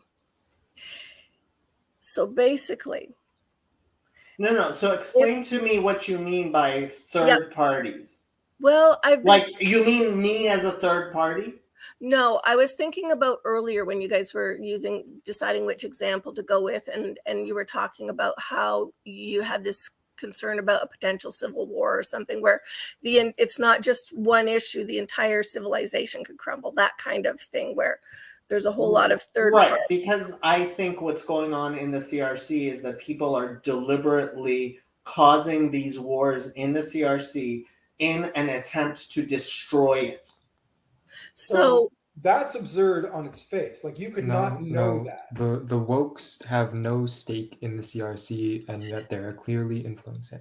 That So is some also of the- not true. That is Yeah, No, that is both true. of those assertions are absurd That's on their true. face. It's true. Actually, Richard, even though I would side with you, they're sort of right on that. I don't think the Jake Tapper really cares whether the CRC lives or but I'm not dies. talking about Jake Tapper. I I'm am. talking about okay, fine. And I was thinking about but CBC we and were this talking little about town. the wokes in the CRC. No, Jake Tapper is not in the CRC. no, exactly. We're talking about the He's not in third the party. CRC. Jake Tapper is Richard, you're not probably paying in the same attention. situation, but You're not he's paying not attention. exactly in the same situation that you find yourself. But Ryan Strzok is roughly in that. I brought it situation. up in relation to something I heard on the CBC the other. Okay. You muted yourself, Sandy. So I was listening to CBC while I was picking my son up to go see his dad, and they were talking about little town there and whether the church on the one end of town has pride flags all over everywhere, and the church on the other town has got the town council to ban flags of any kind because and this is all over the news, and all kinds of people who don't go to either church are getting all hot under the collar. When I'm talking about third-party involvement and collapse, it's like we're sitting here talking about things, trying to make the best we can out of things where, like Jacob's involved with this little corner one thing, and we're talking about what's going on inside the CRC, which you guys have like a whole lifetime of history, and I have, well, maybe as much history, but just not as being born into it. So there's different understandings. Like I listened to Jacob talk about Judaism, and I'm just privileged to even hear any of it because I don't have the background in it. But that's something where if somebody who doesn't really care about any of us and doesn't know any of us, that's my thing is when we're all talking about compassion and whether it's weaponized or not and what it looks like and what is the dynamic around whether the compassion is on the end of the person crying or the end of the people receiving is the weapon. Like what is the weapon? I think it's just the dynamic in between. No. That woman came on the floor to cry because she thought her tears would win her it did win her. So every time any one of us gets on here, talks over top of each other, we're doing weaponized talking. And every time any one of us gets hot under the collar and starts to get a little bit heated in what we're saying. If you do it deliberately, Sandy, yes. Then we're just basically saying that anything in life can be weaponized given the right opportunity. Of course it can. This is a weapon, Sandy. This is a kitchen knife, and it's a weapon. And I can use it as a weapon when I deliberately use it to cut you. And I can do that with my tears as well. And I do. Yeah, but you pointed out the other day it's also a kitchen knife. And today I had a conversation with Joseph on I am not saying nobody should ever cry, Sandy. Right. And that's my point. None of us are saying that. So what are we? So why are you thinking that anybody ever said that? No, I'm saying if anything can be weaponized and if anything can happen, and it can happen last year and this year and next year, what is the actual practical thing? Instead of yelling about how many weapons we all bring to the, to the synod in our personalities and our, we've gotten our experiences and our backpacks of whether we're good with words or good with tears or good with this or good with that. What are we actually supposed to do about it? You're talking about structure. It would be really nice if Paul DeVries would decide to have conversations with people between now and next synod where he would explain that he made a terrible mistake doing how he ran the synod and how he's very sorry and such a thing should never happen again and will never happen again, and why it was wrong and who was hurt. Who But- made but- you judge and And jury? then that applies Me. to every one of us. But then that Yeah, applies so to every one of us. this is also, I think, where our sensibilities are going to differ a whole lot. Like, I fear being empowered to be judge and jury Me in too. another person's case. Me But too. I don't know why you're embracing it so eagerly. Who said I'm embracing it eagerly? You are not letting go. Like, you're not fighting. Correct. You are you like this. No, you love this. Richard, Yeah. you are free to think that. Richard, you are imputing. You're imputing as you accuse I've Jacob. got a dash. No, See ya, but Andrew. he's- Say what I but was not only thinking. that, he is agreeing with me. No, Like, he's no, he's accepting my not. points. No, he's not. He's not Phoebus is actually. not. going to say what I Jacob, was thinking. If Jacob's loving this, Richard is loving it just as much. No, but you guys aren't. Sorry, I am, Jacob didn't really answer Sandy's question, because he basically gave a path forward to win. You're saying Paul What did. do you mean win? Well, you were saying Paul did a bad job at winning, like No. getting Paul- done what needed to be done. No, Paul did a bad job of actually giving due process to both sides. It's the process that failed. I don't care about the decision. I think. I care that there wasn't a decision. Yeah. I Yeah. think synod's really deceiving. Like, so much happens on the back end that what plays out on the floor and what we see is That's like not the deceptive. very No, end no, of the no, that's- process. But Phlebas, that's what's supposed to happen. These types of bodies are in fact usually what's going to actually happen. It's like the cake should be baked like before you actually get there. And generally it is baked before you get there. Now, there are times when things change and there's a reason why you go through the process. But the fact that there are surprises generally means that there's something wrong with the process. So Well, in doesn't law, this doesn't sound democratic at all. good, okay. So in law, right, the problem is when people don't know what's going to happen in court. When all you need is for people to be clear what is going to happen in court, and then you have far few lawsuits. What happens with lawsuits is one side thinks they're going to win in court, and the other side thinks they're going to win in court, and one of those two is wrong. That's how you end up with a lawsuit. Is synod actually like court? Because I always Yes. thought it was more like a board of directors. No, You know, like when you It's get not like court. Same Jacob thing. is wrong. It's the same Jacob thing. is absolutely wrong there. He wants it to be like court because he thinks like a lawyer, and that's not. It's Stop not with a the ad pejorative. hominems, It is not a Richard. pejorative. It is Stop just with the the ad thing of life. hominems. No, the whole thing, No, the it's whole not a time, pejorative. every It is- point you've made It is so far literally your has training. been completely ad hominem. You It is haven't literally addressed your a training. single point I've made. You've only attacked me personally. No, you have only attacked me personally. Like I'm not actually calling you out because I don't feel particularly bad when you take a shot at me. Like that doesn't bother me. What shot did I take at you? I will go back over the record of the conversation, and if you want me to list everything, I can. Please list even one thing, because I pride myself in not making ad hominem attacks like you do.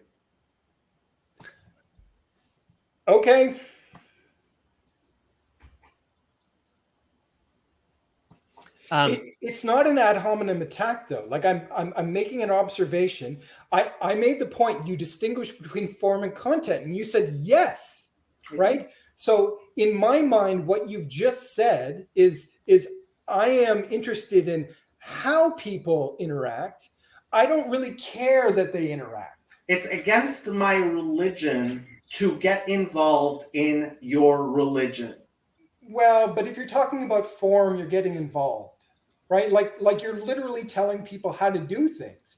A religion is a community, right? Yes. It is standard in a Christian church to say that the religion is not about like abstract doctrine. You're not living in your head. I never said it wasn't. Okay. Okay, so this is your confusion about embodiment versus pathos, and you just have no idea what you're talking about. So this is so I'm not reacting against it because I see it as sort of a rhetorical thing that you do in order to assert yourself. But like, how do you know I don't have a point? You're just not interested in like exploring what I might mean, but that's different, right? No, when you have a point, I engage with it. When you don't have a point, I tell you there's nothing to discuss. Yeah. Two words, embodiment, pathos. Jacob just said you don't know the difference. Have you spent time here and listened to enough about embodiment that you can say, yeah, I know what that means or not? If you have pathos, you're evoking something like pity or sympathy, right? I don't know, but I'm wanting to know if you're using the words the same way. Well, so I am thinking about a narrative in the gospel, like Christ in the Garden of Gethsemane crying, right? Thinking about Christ on the cross. Like there are multiple images at the heart of the Christian faith, which are meant to evoke pathos. It is literally what the logos of the Christian faith is about. And embodiment? Well, the logos, the abstract conception which you hold in your head, steps out and becomes a human being who you see in the world alongside of you. I'm not sure if that's what was in Jacob's mind when he said it, because I don't know that, because it sounds like you're talking from a point of specifically Christ imaging, whereas when I'm listening to him, I'm thinking he's probably talking about Vervaeke. And if we're talking about the Christian church, my first point of reference is going to be Christ in the body of Christ, right? So like Vervaeke has a human body. Christ became human. Christ assumes the same form that Vervaeke has. Like that's going to be my first place to go. When I talk about embodiment, I mean this. I mean Stephen. I mean Jacob. How do you pronounce your last name? Faturecci, right? Like I mean the people sitting in front of their computers around the United States who I see on the screen in front of me.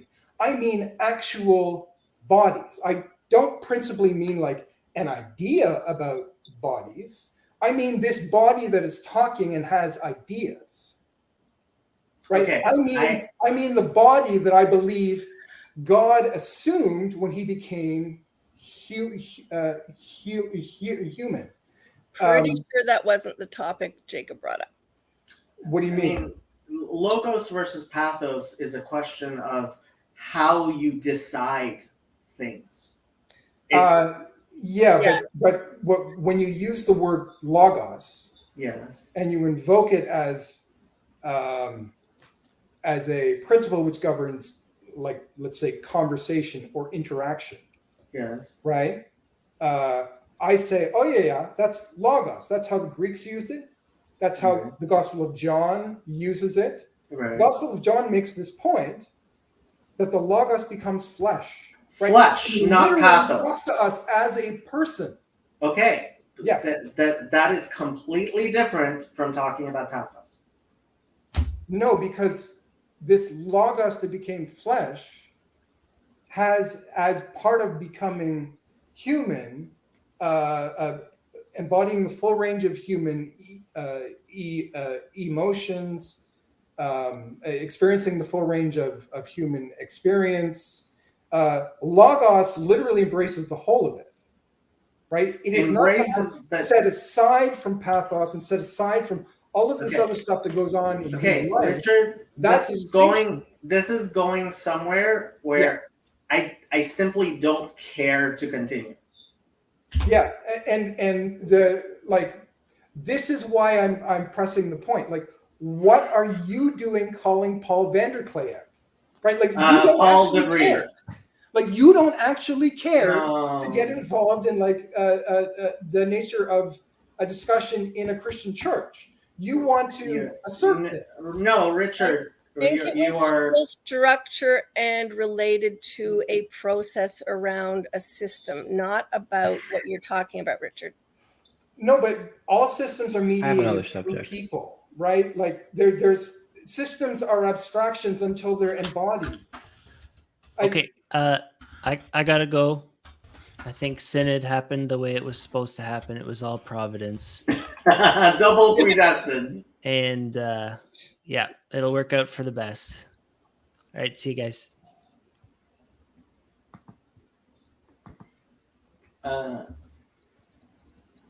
Okay, so Trey. Okay. I've tried to make clear I am not trying to. I don't want to get involved in the CRC stuff. Well, then don't, right? Like, it's literally something that you can do. Yes, it is literally something I could do. But you could make a choice. So all of this is crocodile tears. I'm not crying. There's like this two-step, or at least I perceive a two-step where Jacob goes, I'm not going to do this, but then I'm going to. No, I didn't say I'm not going to do it. I said I don't want to get involved. Okay, don't. Like, it's as simple as that. You might be saying it the same way I would be saying, my ex just had another stroke. I really don't want to have to get involved again, but I think that's where God's nudged me to go, because you know what? Richard, I realize. Richard, I realize you're trying every way to get me out of what's going on. And it's great. It's a great rhetorical tactic to try to. Don't impute a motive of me, okay? Don't impute a motive. No. I see a motive. You see a motive, and you don't ask if that's my motive. So right? What's your motive? What's your motive? So, like, there are a number of points in this conversation where I have asked, is this what you are doing? And you have said yes, and you have said yes. So, like, I am trying to be careful not to impute a motive of so you. Richard, I asked you, why do you want me not to be involved in the conversation in the CRC? I'm trying to understand what your rationale is, right? My rationale is my friends are being hurt. Okay. And I don't like seeing my friends hurt. Okay, so it's basically a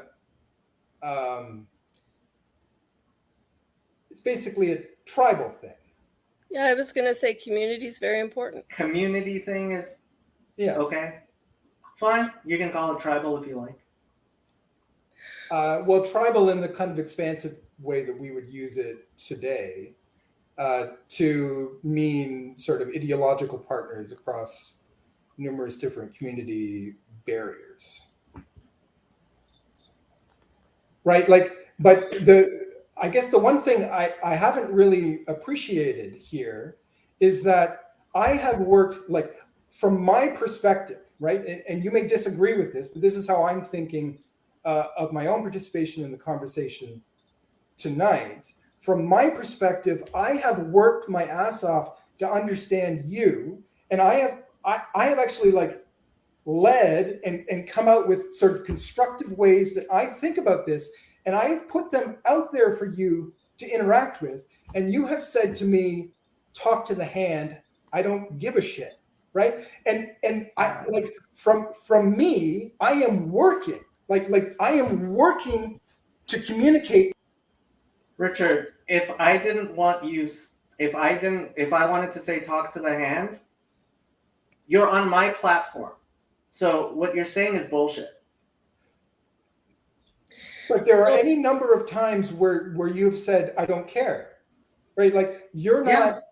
When I don't care, I have told you I don't care. What I am doing is like, or the work that I perceive myself to be doing is that work is not reciprocated. There is a point where you're just like, nah, I'm not going to engage anymore. And if I put the work in, or at least I perceive myself to be putting the work in, to have you kind of turn around and say to me, yeah, I just don't, you know what? I can't be bothered. Right? No. So there are lines of inquiry I've said I am not interested in pursuing. Including talking to you about like logos and pathos and embodiment, because frankly, I don't think you're making a coherent point, and there's no point in me engaging. There's a reason why I have you on my channel, right? And I've spent hours now on this with you, because I want to see the CRC having a healthy dialogue, and I want to give you an opportunity to be heard out, and I want to give you an opportunity to ask your questions, right? So this thing here is a performance, right? I have better things to do. I have work, I have homework, I have all kinds of things that I would rather be doing rather than emotionally exhausting myself hours on end talking to some Dutch people about their church I would never attend. Okay? So what am I doing here? Yeah. I have friends who are important members of my community who are being hurt by a concerted effort from the outside to destroy their community. And I, in my great hubris, believe that having studied these things far more than the vast majority of people, have a capacity to see certain things that I would like to help remediate. So, and I may be wrong, right? I may be wrong, but I can't live in that space where I just assume I am wrong and let people literally die, because that's what I see happening here. Okay, so I will sign up to everything you just said, except I will speak for the other side. What other side? Right? Like, I see a church being torn apart and I see people being hurt. Right? I am here talking to you precisely because I think you are wrong. You think I am hurting the people in the CRC? I think you are hurting some people in the CRC where you think someone like myself or someone of a persuasion like myself is hurting other people in the CRC. No, we're not in the CRC, and we're contesting. Okay, so this is like, okay. You don't see it as an equivalent. No. Okay, so let me try to give an analogy. Let's say the CRC is a house. Yep. And there are people in the house, some of whom are affirming and some of whom are not affirming. Yeah. And I see that house burning down. Okay. On all of those people. Now, you seem to think, while those people are fighting with each other, you seem to think that I'm picking up a knife and getting involved in the fight on one of the two sides. Yeah. Whereas I see myself as trying to put out the fire. Because you're only interested in process, not the people. I am only interested in the building. I don't care about the fight that's being had. But it's the people who are fighting who are going to have to maintain the building. They're going to have to put the fire out, right? Like you need to pay attention to the people, because those are the people who are going to do I am paying attention to the people. At the same time, I have to say, right, I'm not getting involved in the fights that the people are having. I would like them to pay attention to the fire.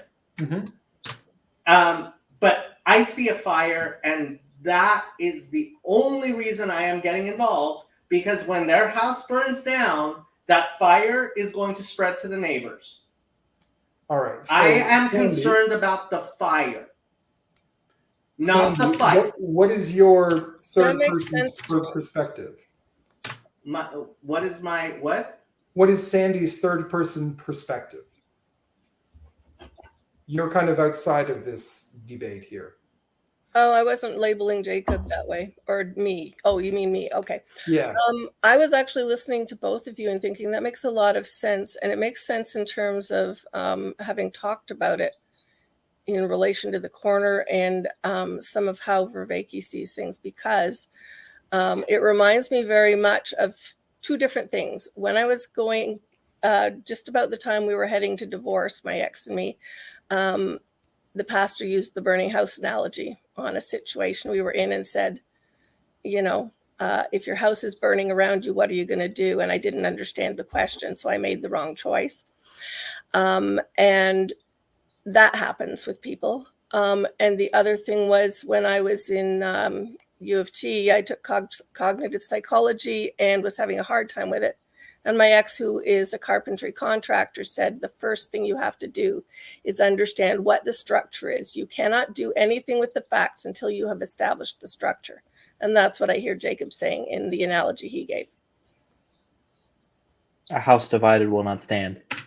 Well, first you got to make the house stand. You've got to protect the house. The structure is important. Without the structure, there's nowhere. From my ex's analogy with cognitive psychology, you cannot hang anything on walls that don't exist. And from Jacob's analogy, well, you cannot live under walls that don't exist. So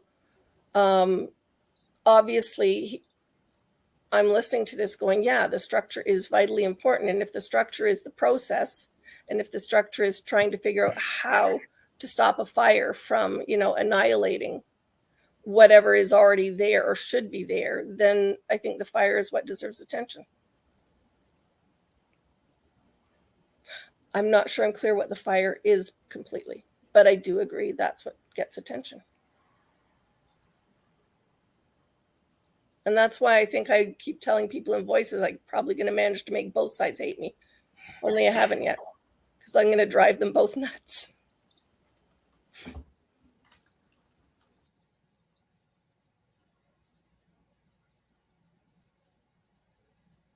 What do you think, Trey?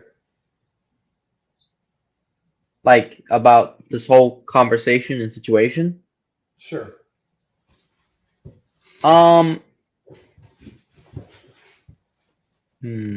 do I say this? It seems like you have a lot of passion, Richard, and I think it's well placed, and definitely. But I think that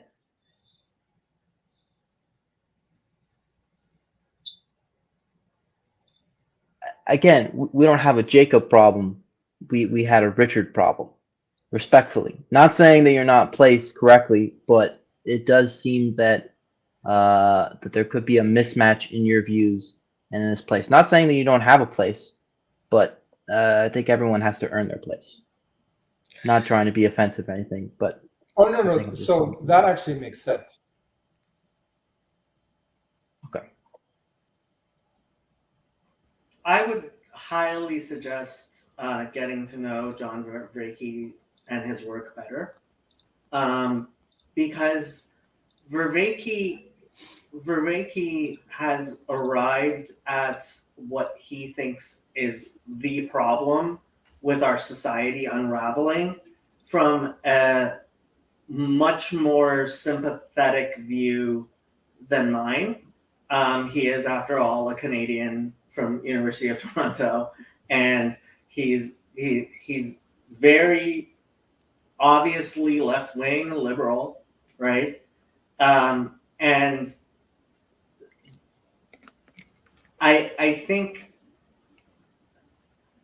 so I was talking to somebody about Greg Horowitz today. I don't suspect you've heard of him. He is a friend of Jordan Peterson, who in 2016 saw that he was not a very political person, and in 2016 he suddenly sees this monstrosity called Donald Trump become president of his country, and he goes, "Oh my God, what is going on here?" And he, I believe, was instrumental, and I believe he believes he was instrumental in fixing the problem by helping get Joe Biden elected.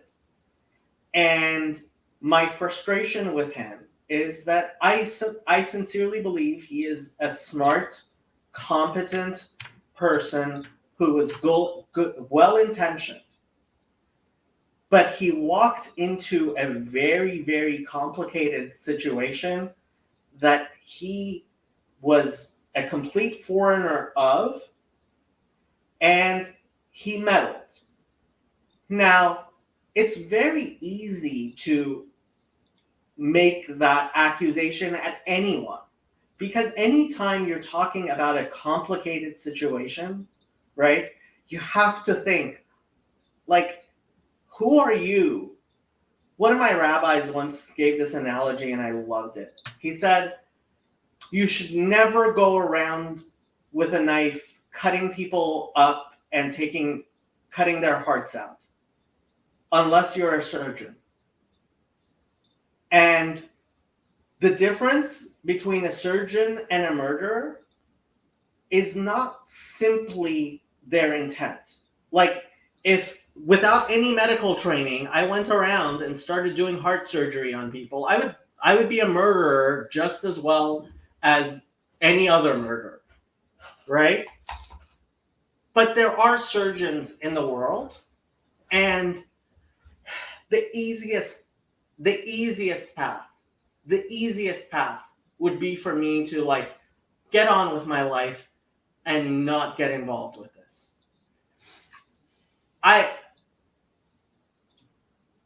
I could, like, I have things to do, Richard. And this is not making my life better in any way. But here I am, and I can do no other. And I may be wrong. And if I am wrong, God have mercy on my soul. But I have to say, it's not just me who thinks that I am having a positive effect here. It's not just me. And if it was just me, I would go away. I really would.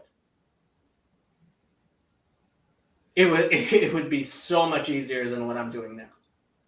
So much easier.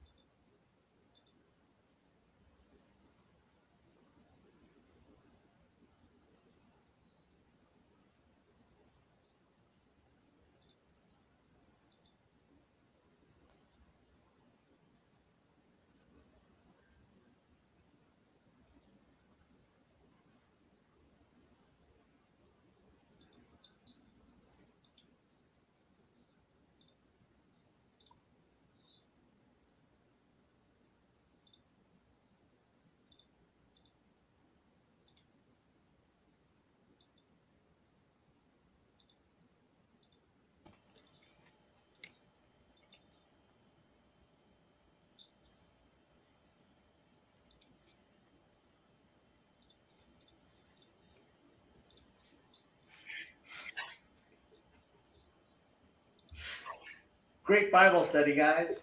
Shoot.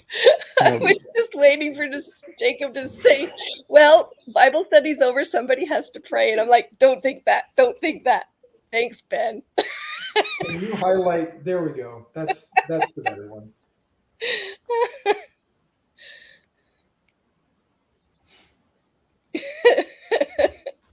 Okay. So I have 2 hours to meet a deadline that I'm probably not going to be able to meet. So I think we've had enough of a discussion tonight. This can be continued further, and it would be really nice if Paul DeVries started to actually talk and not hide under whatever rock he's hiding under. He was watching earlier, but is he still here?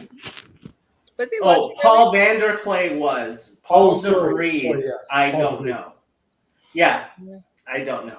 Okay, I am going to end this broadcast. Good luck with the homework, Jake.